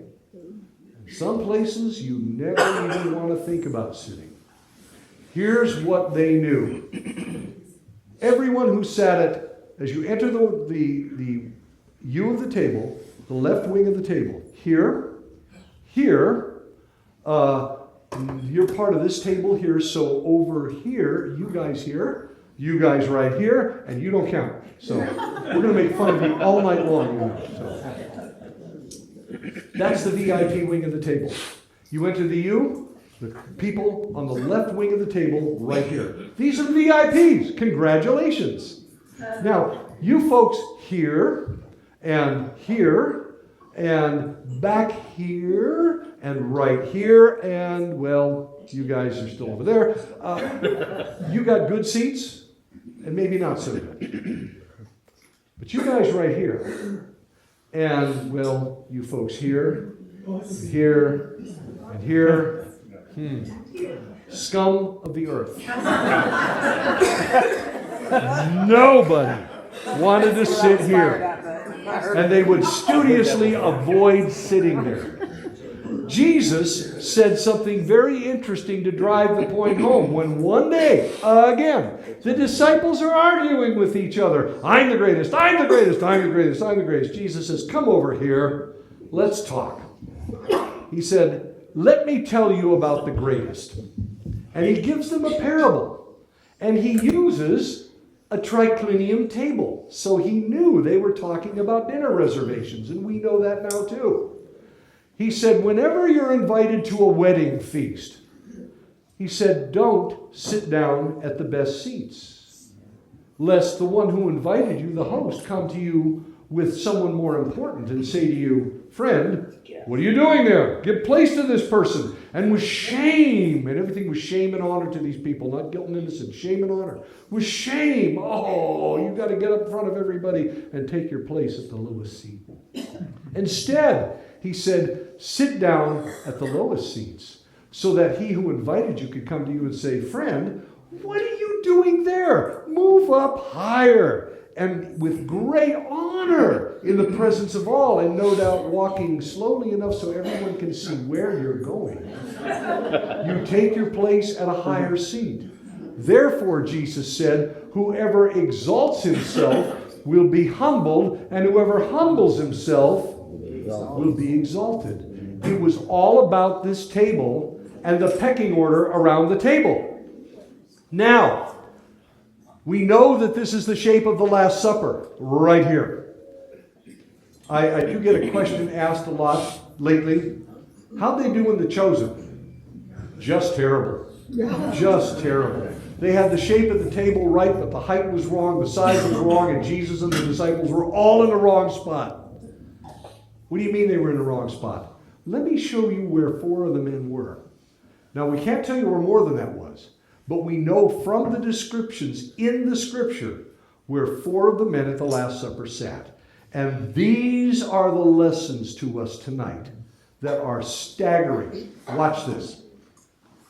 Left wing of the table, VIP wing. The first person whose location we absolutely know because of traditions that are Roman, that are Greek, that are Jewish, that are Arab, and the whole Middle Eastern area. We know that the second from the end on the right, left-hand wing of the table, right here, that's the host. That's Jesus, right here. And right here, and right here, and 1, 2, right here, and, well, I guess I'll give it to you right there in the middle. That's where Jesus would have sat. Second from the end, left wing of the table. You say, that's silly. No, he's there. That's our traditions. This is what they did. Jesus was there. Second from the end, left wing of the table.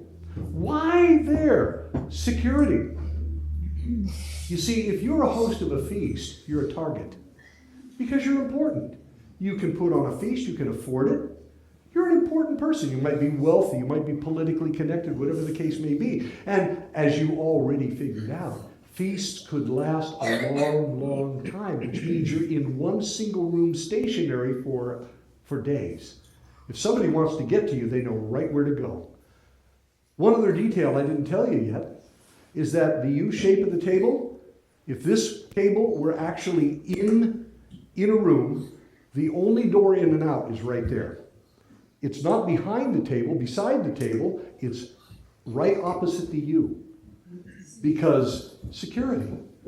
You see, this person here, this is the next disciple whose location we know. This guy here in front of the host is the bodyguard. The bodyguard? They don't have bodyguards in the Bible. Yes, they did.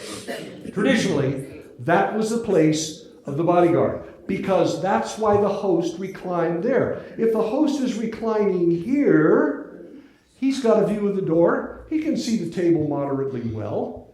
But if somebody comes through that door and wants to hurt the host, this guy is right in between the threat and the host. And he can protect the host. So here you've got the bodyguard. The bodyguard's reclining on the table. And as he's reclining there, the table ends here. He's got the worst view of the rest of the table. He really can't see the rest of the guys, but he's not paid to do that. He's paid to watch that door in case somebody comes in and wants to hurt the host. And if somebody comes through that door wanting to hurt the host, all he's got to do to protect him is fall backwards. Suddenly he becomes a human shield, lays right on top of the host. The problem is the guy coming through the door probably has a sword or a spear or something to kill him, so he becomes a human pincushion. Which is why traditionally the bodyguard always brought his own sword.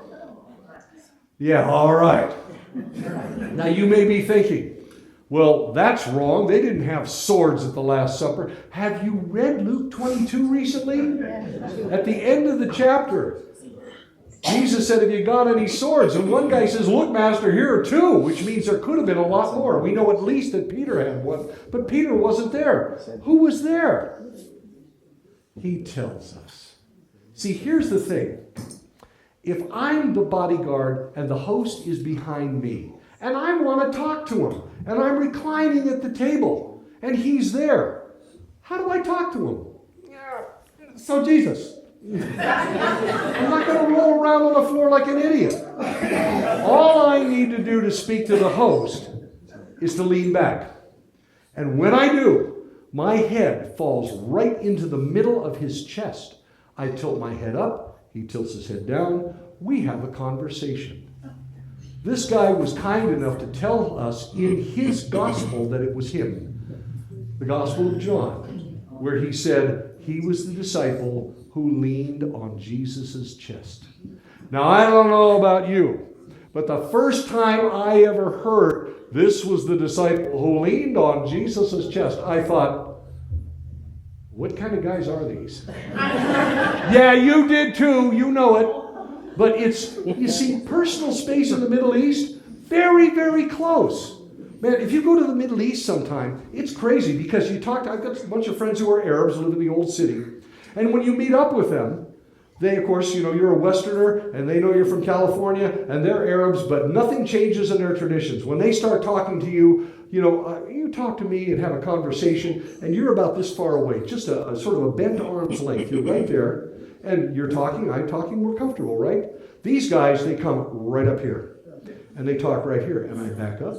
And they come up here, and I back up, and they keep talking right about here. I don't know if you ran into this in Morocco, but they're right there in your face.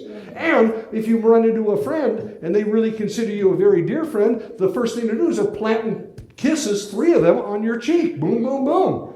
And you got to do the same thing, even though that's not my bag. It's what they do, and you don't insult them by not doing it.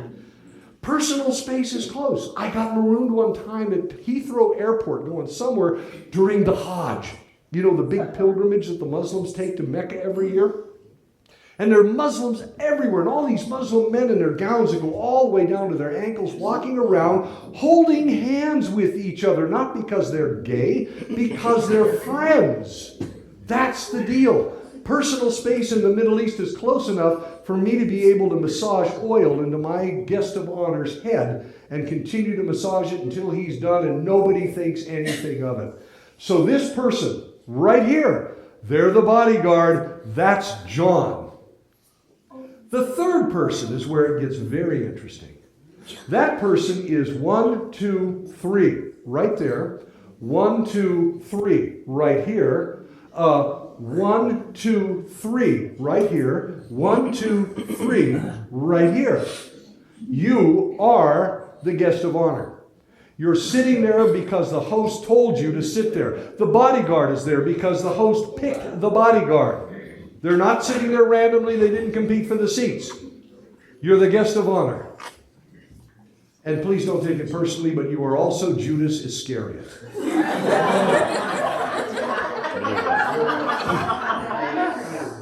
Now, this is troubling, isn't it? Because guest of honor, Judas Iscariot.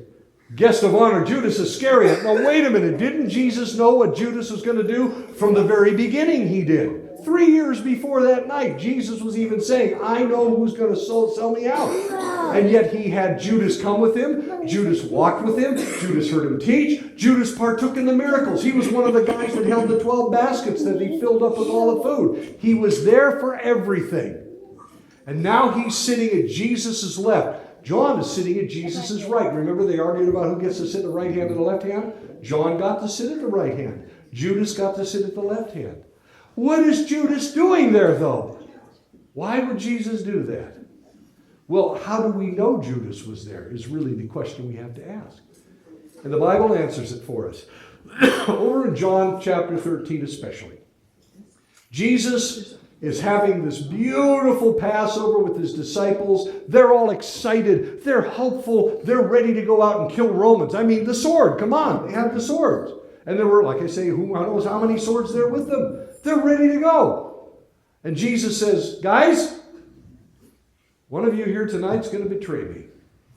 Wow, talk about a bucket of cold water on the evening.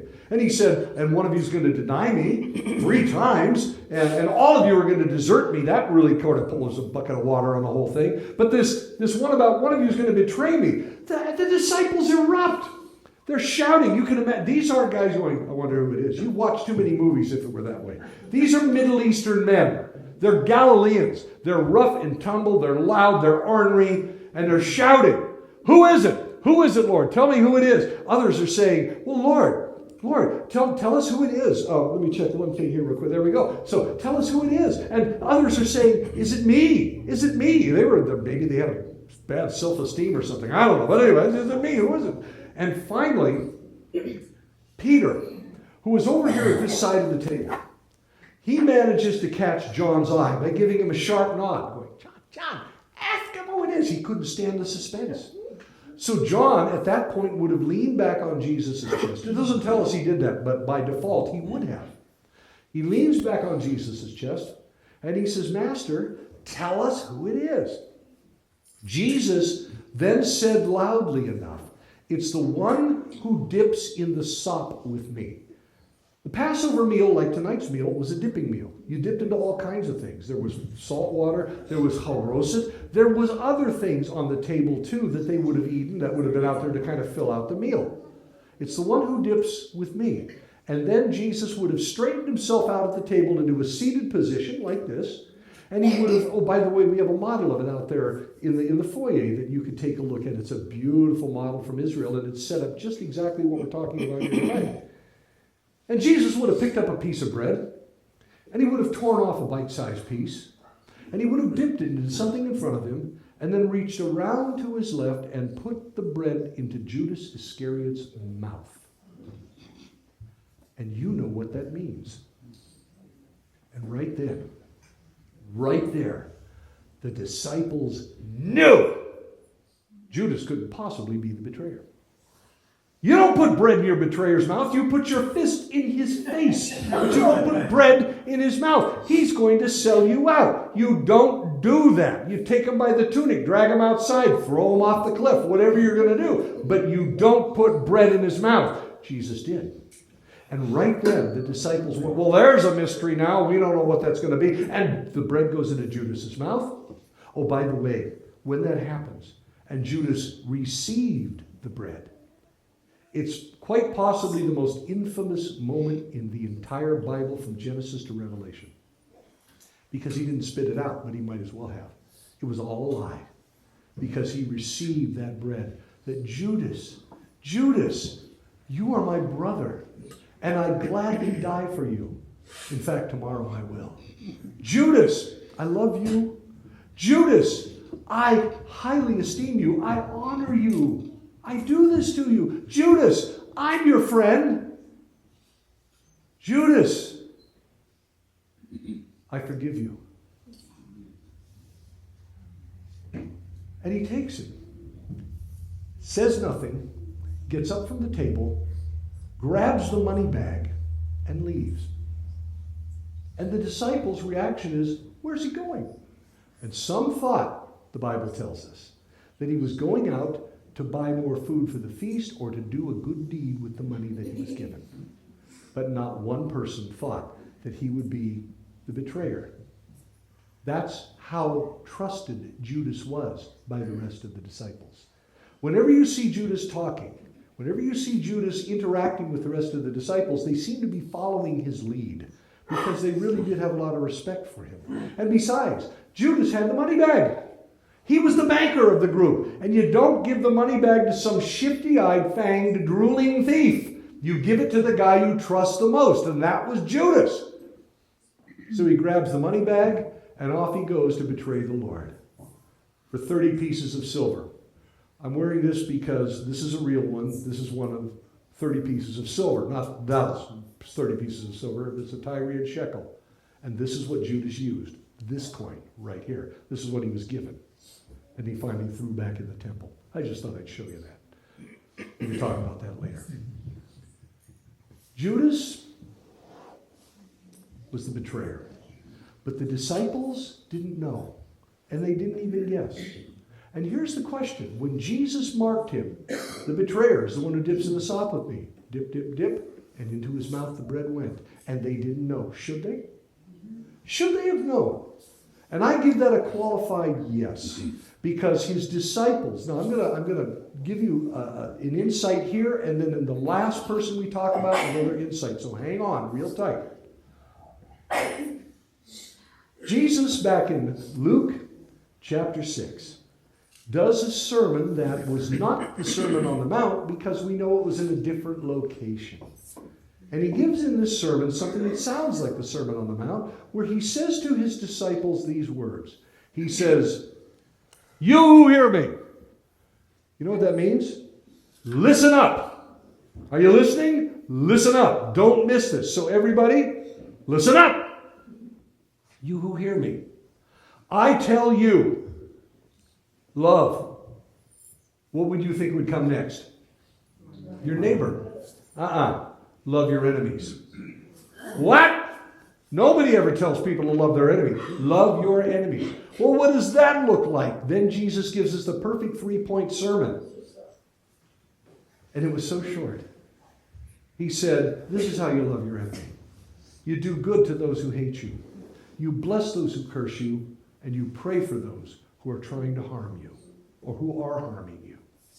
Now, if you've been around for a while and you know me, you know Pastor Jeremy or other pastors, maybe you're from another church, you've heard that there are many words for love in the Bible, 4 in particular.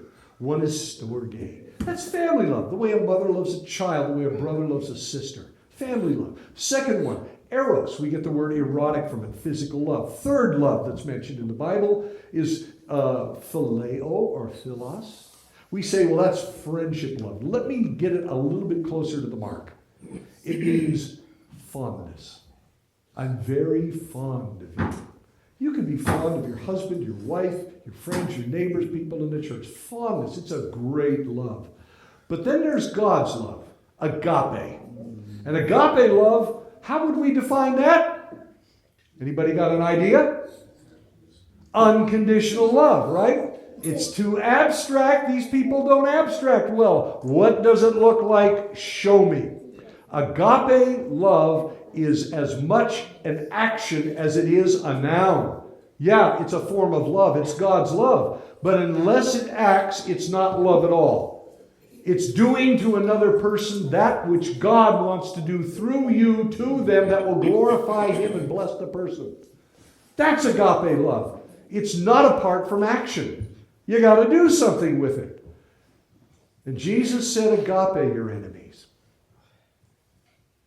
If you think phileo your enemies, I have to be fond of them. You're going to wait a really long time to be able to deal with them, to love them. Because He didn't say you had to be fond of them. You had to love them God's way. How did God love you when you were His enemy? Oh, that's right. When we were enemies of God, He still sent Jesus to us. Wow. Same thing. You do good. What does it look like? Do good to those who hate you. Well, they hate me. Man, they're doing everything they can to mess up my life. Do good to them. Well, wait a minute. That's all wrong. Well, if I do good to them, I'm enabling them. If I do good to them, then I'm rewarding them for being bad to me. No, you're not. And don't worry about that part, because if you just read down 10 more verses, Jesus kind of explains that part too. Why be good? Do good to those who hate you? Because God Almighty, your heavenly Father, is kind to the wicked and ungrateful. Like you. Aren't you glad? That's why we're kind to them, because God was kind to us. God was kind to the wicked. God is kind to the ungrateful, so you be kind to the same people. Do good to those who hate you. Second, bless those who curse you. Well, we did blessings tonight, and they're cursing. What's a curse? It's the same thing as a blessing in the opposite direction. That person is commanding God, calling upon God. God, curse them, destroy their family, ruin their business, make their life miserable. First of all, God loves to bless, and secondly, it's up to God to curse. You can't make Him do it by uttering some words. He doesn't do that. He doesn't obey us to do such things. Bless those who curse you. Somebody's cursing you. May the fleas of 1,000 camels infest your armpits. May you have an early transmission failure on the 80 at 5 o'clock in downtown Sacramento. I mean, something like that. That's a curse. They're cursing you. What do you do to them? Shalom. Shalom. Peace be upon you. Shalom Aleichem. You bless them. Because God is kind to the ungrateful and to the wicked. And the last one, pray for those who are harming you. They've got you painted into a corner. They've got you chained to a wall. You can't escape their evil. You can't escape their machinations. Then pray for them. Because as God says very clearly, especially in the book of Isaiah, when He's talking to Hezekiah through the prophet, He said, I know where your enemies live. In fact, I know what He talks about in the privacy of His own bedroom. You let me deal with them. You pray for them. Love your enemy. Bless those who curse you. Pray for those who are harming you. First one, remember that one. Do good to those who hate you. Judas was no friend of Jesus, unfortunately. So what does Jesus do? He tears off that piece of bread and he puts it in Judas's mouth. And everybody saw the message. Unfortunately, the disciples did miss it that night. You don't miss it tonight, because you can put bread in your enemy's mouth too. You are my brother or sister, and I gladly die for you. I love you. I honor you. I highly esteem you. I'm your friend. And, most important of all, I forgive you. When that bread went into Judas's mouth, he left and sold out the Lord. And as John said, it was night. A very dark moment in world history. But they didn't get it until Pentecost. And the Holy Spirit came upon them, and suddenly they understood.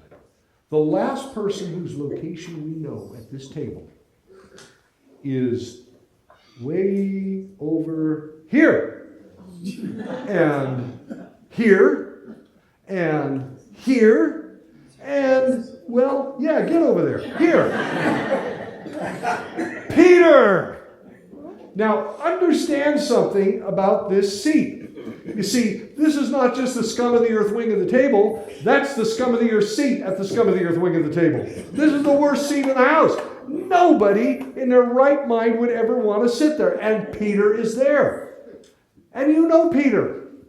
Peter liked to be first. In fact, he'd be the first one to tell you he should be first. But he's not only last, he's stinking dead last. What's he doing there?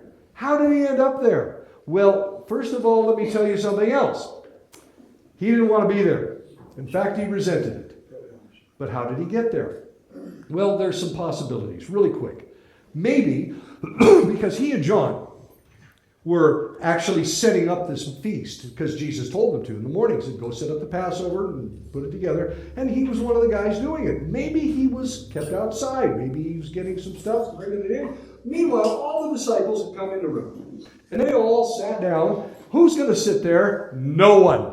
Peter walks in the room. He looks around and, oh, come on, guys. I can't sit there. Somebody move, make a space. Nope, Peter, sit down. And he had to sit there by default. Well, come on. Let me sit. Wait a minute. I'm Peter. I'm the rock. I walked on water. Yeah, Peter, and you sank too. Sit down. So he goes over to this miserable spot, and he reclines at the worst seat in the house. And he's standing up on the inside because he's better than that. Second possibility.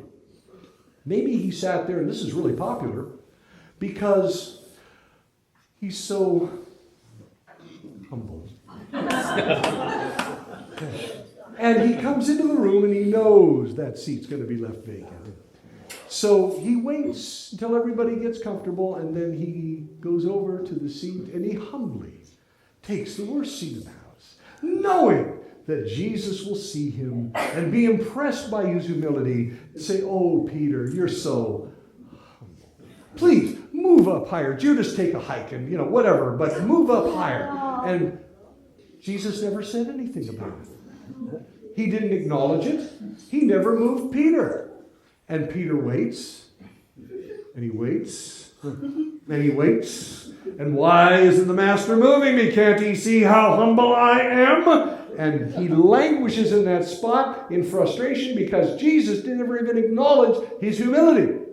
There is a third possibility, and there's a lot more, but this one is my favorite, and I'll explain why when we wrap up talking about Peter. And we have one more thing to talk about when we're done. I think that Jesus told Peter to sit there. Now, this is my opinion. If you don't agree with it, then take it out with the trash. It's okay. But I think Jesus told Peter to sit there. They come in the room. All the guys sit down. Jesus says, John, you're here. Judas, you're here. Peter, you're over there. What? No. Master. No, Peter, sit there. But Master. Sit there, Peter. But sit. And he goes over to that horrible place and he reclines, but he's standing up on the inside. Why? Why does the Master hate me so much? What have I done? Why is he shaming me by putting me in this terrible seat? Excuse me. And he languishes in this spot for the rest of the evening, up until a certain time. How do we know Peter was there? How do we know he didn't want to be there? It's very simple. John chapter 13. Something happens where John tells us that through what Jesus did, he showed us the full extent of his love. All of it. You want to know what Jesus' love looks like? Here it is. Jesus gets up from the table. And, well, here's what happened next. You see these things right here?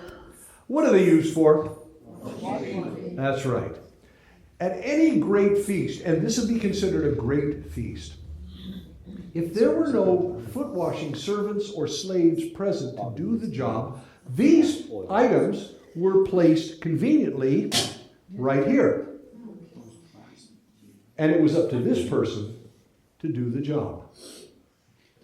And late into the evening, everyone's feet are still not washed. Because I'm no foot washers. You expect me to use that stuff? Not me. I'm better than that. So Jesus gets up from the table, and he would have walked over here. Now, the exact description of this is not in the Bible. This you can read about in all kinds of different places. This stuff is out there everywhere. Just read about it.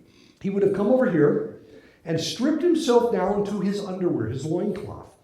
Now Jesus is bare-chested, and he grabs a large linen towel, which was kind of an expensive item, wraps it around his waist. Now this becomes his outer garment, which means he's going to wipe people's feet on his clothes. That is shameful. That's devastating.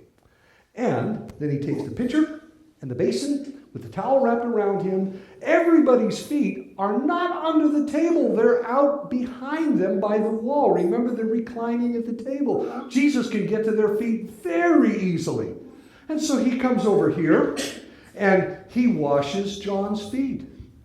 And then, by the way, we're going back in time just a few minutes. Judas hasn't been marked yet, and he hasn't left. He's still there. He would have washed Judas's feet. And then he went all the way around the table until the Bible says he finally came to Peter. And Peter has an interesting reaction. He looks at Jesus, who is kneeling down behind him with these instruments, about to wash his feet. And he says, are you going to wash my feet too? In other words, it should be me doing your job. He knew. Can you imagine? Peter sitting over here sweating it out while Jesus is washing everybody's feet, and he, reclining on his left arm, has the best view of the entire table. He can see every move Jesus is making, and he probably can see the disciples looking over their shoulders going, look what you made him do. Never mind that they wouldn't do it either. And Jesus is threatening to wash his feet. Are you going to wash my feet too? Jesus says these words. Now listen carefully, because they are not going to get you real excited. Very simple, but they will in a few minutes. He said, Peter, you don't realize what I'm doing right now, but later you'll understand. That's it. You say, well, that's not a big deal. Oh, it is. You'll see in a minute. Peter, you don't realize what I'm doing right now, but later you'll understand.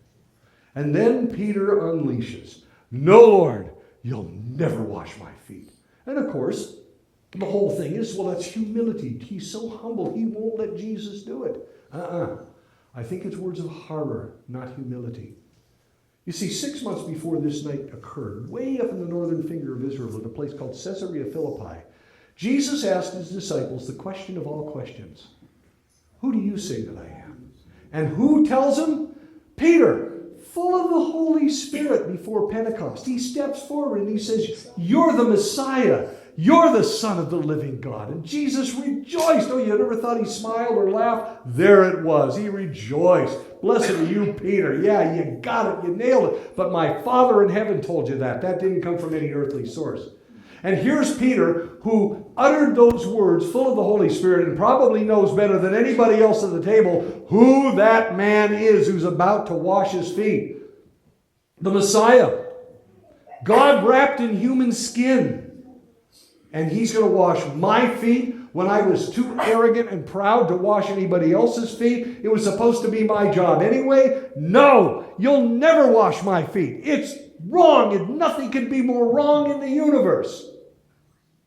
But then Jesus countered him and he said, but Peter, if I don't wash your feet, you can't have any part with me. You got to let me do it. Well, Peter loved Jesus. Then give me a bath. Wash my head, my hands, my feet. Wash all of me. And it's almost like I picture Jesus. I'm probably way off on this. But I picture him going, Peter, calm down. It's all right. It's all right. It's just your feet. You just need to do your feet. And Peter lets him. And as Jesus, behind Peter, kneels down and washes Peter's dirty feet right there, this foot washer who refused to do his job because he was too proud to do it, now having his feet washed by Yeshua HaMashiach, Jesus Messiah, Creator, God wrapped in human skin. This moment, as Jesus washes Peter's feet, is really the full extent of his love. You say, oh, that's great. No, let me tell you how. This is when Jesus, Messiah, Savior, Creator, God wrapped in human skin, became the foot washer of a foot washer. Oh, yeah. And the reason that we would do that, and if it caught you off guard, is because there is nothing in any recorded history that anyone knows of where anybody ever washed a foot washer's feet. Because they were the lowest of the low of the low. And they did the worst stuff in the world.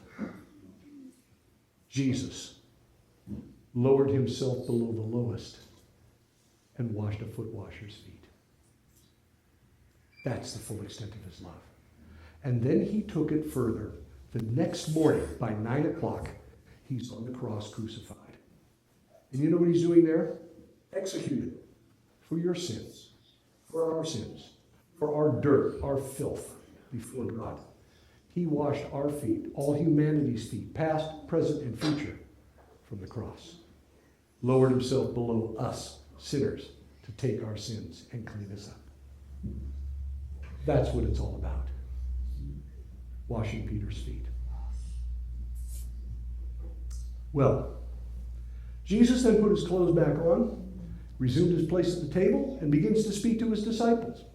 He says, do you know what it is that I've done for you?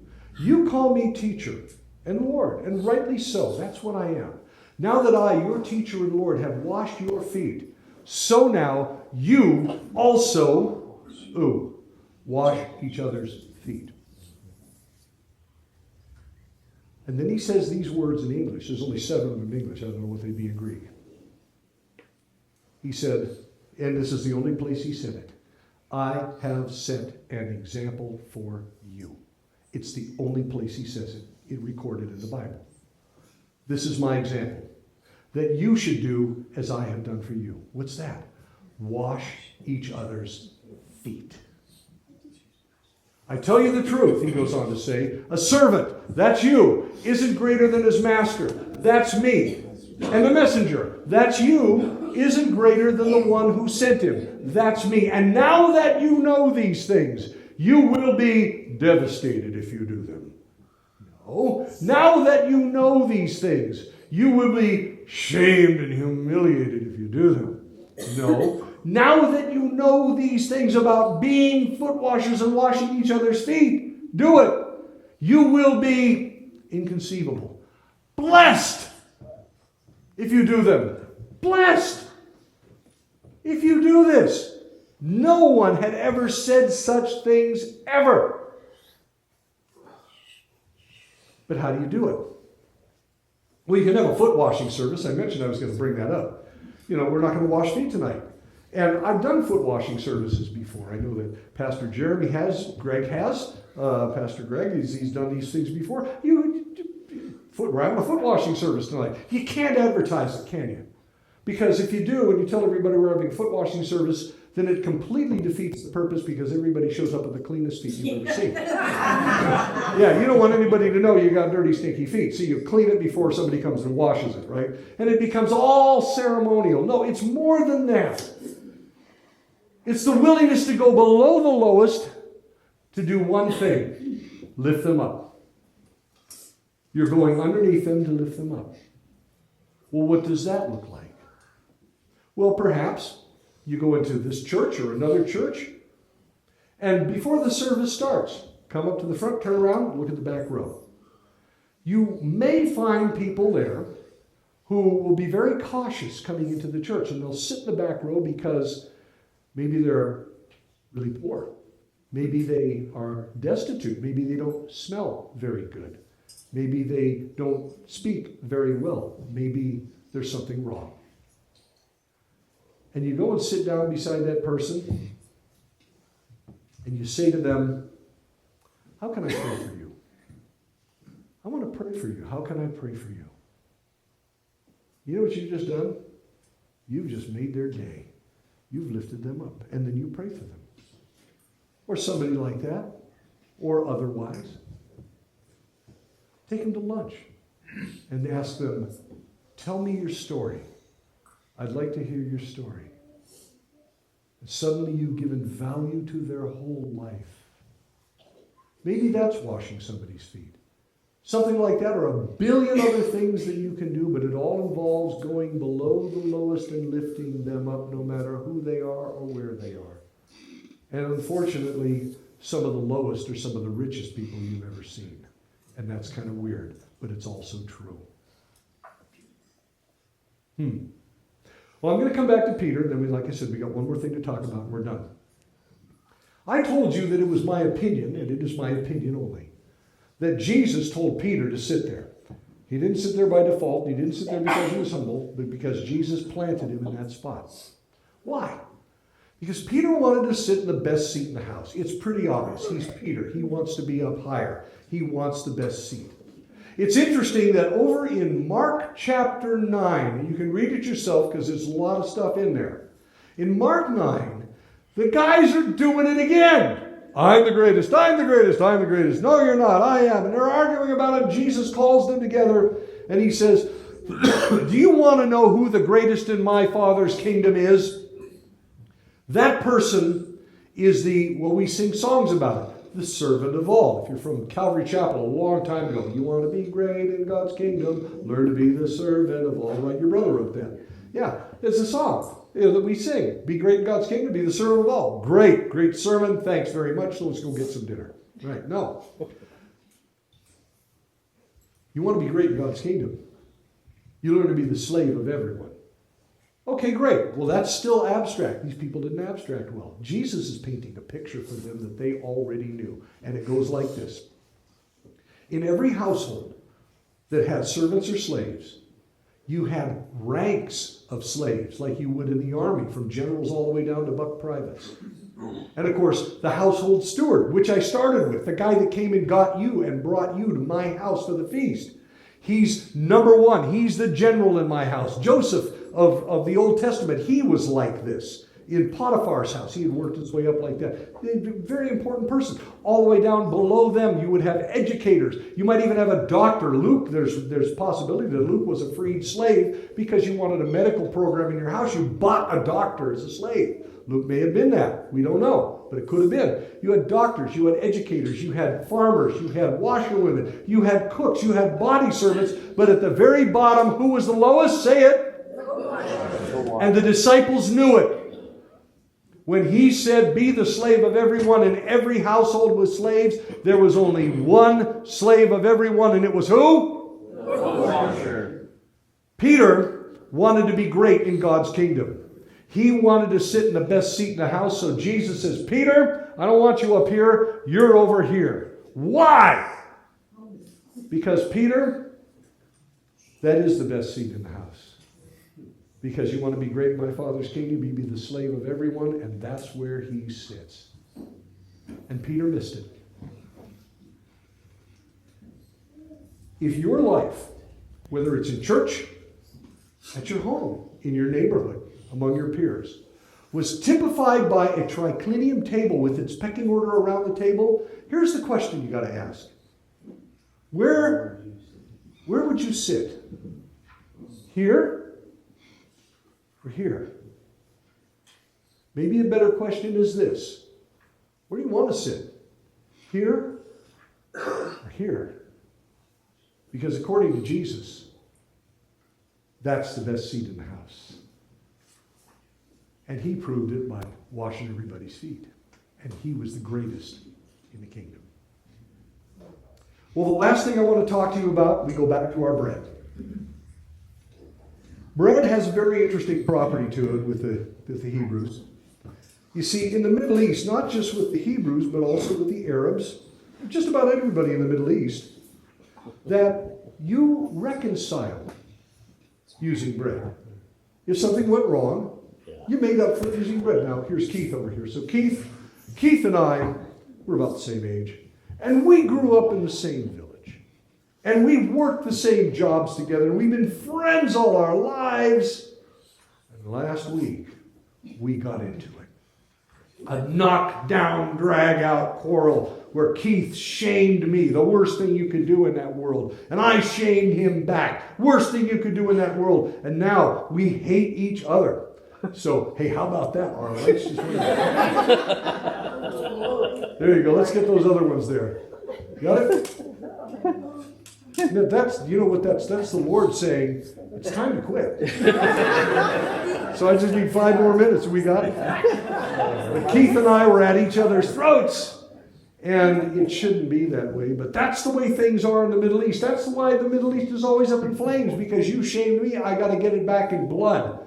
And that creates a vicious cycle, because once you get it back in blood, you shame them, they got to get it back from you. And it's a never-ending cycle of violence and hatred and death. And this is where Keith and I are standing right now. But let's say I'm going to be the hero in this, sorry, but I come to my senses. And I know that it's not right. And I know that we need to reconcile.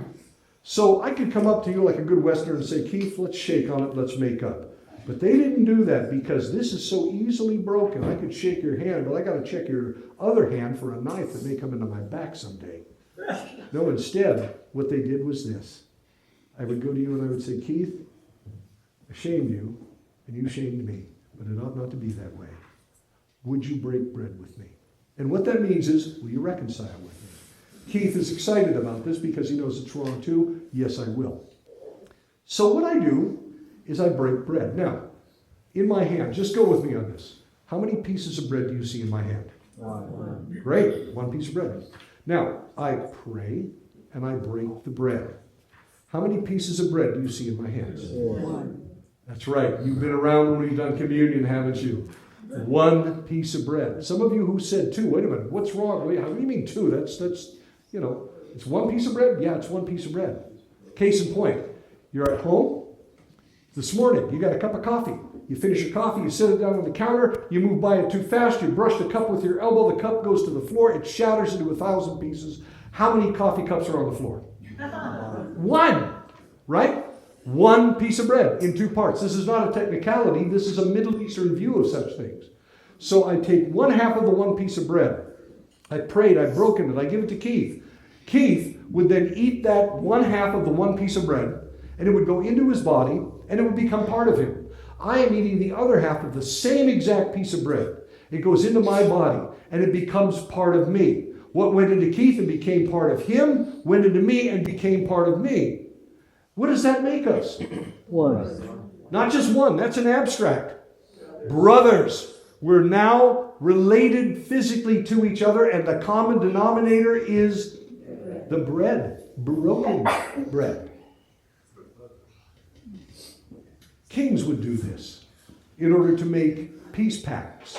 We know that Menachem Begin and Anwar Sadat, for the Camp David Accords, very famous accords, signed a great peace treaty on the White House lawn with Jimmy Carter, but 6 weeks later met in Beersheba, Israel, the president of Egypt and the prime minister of Israel, and they broke bread over Abraham's well, their common ancestor, and they both ate it, which is why that peace pact, after all this time, And all the abuse that it's taken still remains in place because it wasn't a signature on a paper or a handshake or a hug. Both these men ate and they became brothers. And their people, vicariously, became, as it were, cousins. So it's really hard to want to shoot at them anymore. We have just become brothers. And whatever the quarrel was that we had, neither of us ever bring it up again to our shame and dishonor if we do. In other words, though we remember it, it's forgotten forever. And now we are reconciled because of this bread. Jesus, when after his resurrection, met the guys at the shore of the Sea of Galilee. 2 weeks after he raised from the dead, they went north, obeying an angel's orders. Go up there, he'll meet you there. And when they got to Galilee, when they got to the lake, Jesus was nowhere to be found, and Peter quit. I'm done. Jesus isn't here.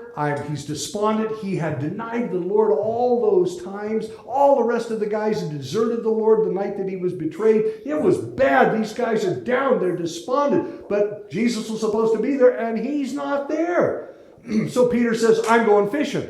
And that doesn't mean I'm going to drown a few worms and feel better in the morning. That means I quit. I'm through. And he went back to his old job, took 6 of the disciples with him. They got in the boat. Out on the lake they go. They're not fishing way out in the lake. There's no fish out there. They're all by the shore. So he's throwing out his nets all night. You got to remember, he's not the only boat out there. There's hundreds of boats. And he's the only one not catching anything all night long. In the morning, he's beside himself. He's wearing his loincloth on a very cold part of the day. So in other words, he's been working all night long, working up a sweat, and still didn't even catch so much as a guppy. And then a guy shows up on the shore and shouts, have you caught anything? He's a customer. He wants fish. They don't know who it is. And Peter shouts, no! And the man suddenly says, throw your nets out the right side of the boat. And so they throw the nets out the right side of the boat. Well, I don't know who this guy is, but maybe he sees something from there. I don't know. And they haul in the largest single catch of fish these professional fishermen had ever hauled in. And they're not even supposed to be out there. And they can't get the net in the boat. And as they're trying and they're frustrated, and they look at all the fish, and suddenly John figures it out. And he looks at the fish. And he looks at Peter, and he looks at the man by the shore. And he goes, Peter, this reminds me of Luke chapter 5. Peter, we've seen this before. That's the Lord. And Peter knows it. And he puts his clothes on and jumps in the water. I would have done the opposite. But he wades to shore. It's not very deep there. And he gets to shore, and there's Jesus. And you know what he's doing? He's making breakfast. Now, I heard one pastor say, you know how Jesus makes breakfast? Breakfast. Not today. What he's doing is he's baking these things. All you need is a little oil, water, flour, salt, and a charcoal fire and a hot flat rock. You can make these. And he's got a stack of them going. He also had fish there. I don't know where he got the fish, but there it was. Peter comes over and he sits down. Silence. He's despondent. This is the master that he denied 3 times. And that was really, really bad, by the way. It's not just a simple, icky thing. It was horrible. And he's waiting for Jesus to say something. Here come the guys. They drag the boat up on the shore. They're still dragging the net behind them. They never did get into the boat. There's too many fish. They start sorting the fish out, and then Jesus tells Peter, bring some of that fish back here. And he comes back with the guys. And they sit around the charcoal fire. And there Jesus, as he meets with his men, before he ascends to heaven, which is going to happen in a couple of weeks, and he reconciles with all of those men who deserted him to the last man, denied him 3 times, and deserted him. And he reconciles over a meal of fish and bread. And they left their nets, and they never left him again, even when he went back to heaven.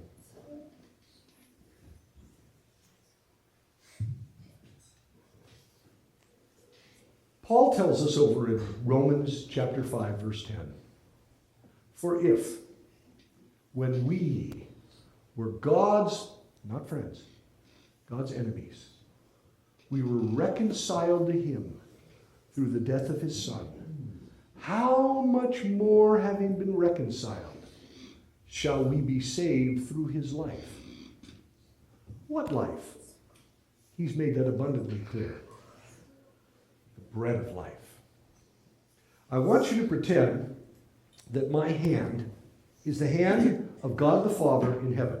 I'm going to go back to Keith over here because everybody can see him probably better than anybody else. And God takes Jesus, the bread of life, and hands him down to sinful man who is divorced from God by sin and irreconcilable, apparently. And suddenly God says, will you take my son, the bread of life? Will you take him into yourself? And if you do, you and I will be one. On the night he was betrayed, this night, Jesus took bread and he broke it. And he said, this bread means my body, which is for you. Never forget what you see here. And God hands the broken bread of Jesus down to sinful man. And he says, will you take my son, the bread of life, into yourself? And you and I will be not just one, you and I will be reconciled. We'll be family.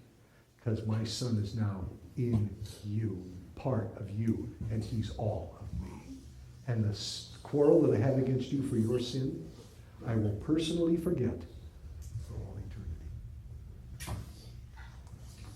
If you haven't heard this before, I hope you never look at communion the same way again, because there's a lot going on there that happened this night at the Last Supper. That's where it was established. So 2 things. If you think you've done something so wrong that God will never take you back, you have now heard all night long otherwise. That Jesus is the great reconciler to God. And he came to reconcile. If you haven't noticed in the Bible, God never pushes anybody away. He's always bringing people in, and he says, here's how we're going to do it. Take Jesus into you. He is the bread of life. And lastly, if you're at odds, you have a quarrel with somebody in this church, in your neighborhood, in your family somewhere, a suggestion only, because it could be fulfilled in millions of ways.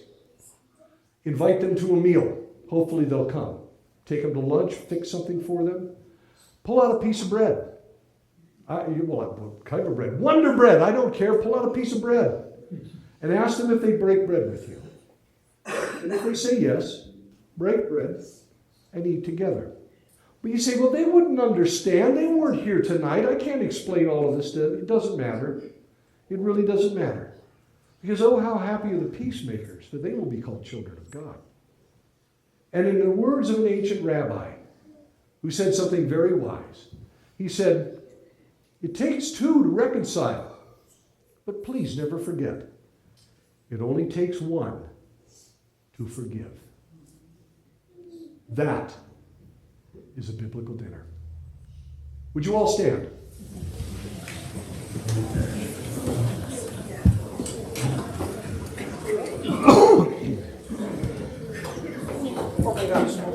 We started late, we finished late. I hope the babysitters aren't mad. But let me leave you with this. A blessing that goes simply like this. Yivarechecha Adonai v'yishmerecha. Ya'er Adonai panav alecha v'yehu necha. Yaseh Adonai panav alecha v'yasim lecha shalom. Which is simply this. May the Lord bless you and keep you and make his face to shine upon you and be gracious to you. May he lift up his countenance upon you and give you shalom. Shalom aleichem, everyone. Shalom. Yeah, close enough. God bless you and thank you for coming tonight. Would you please give a big hand to our servants who made this happen?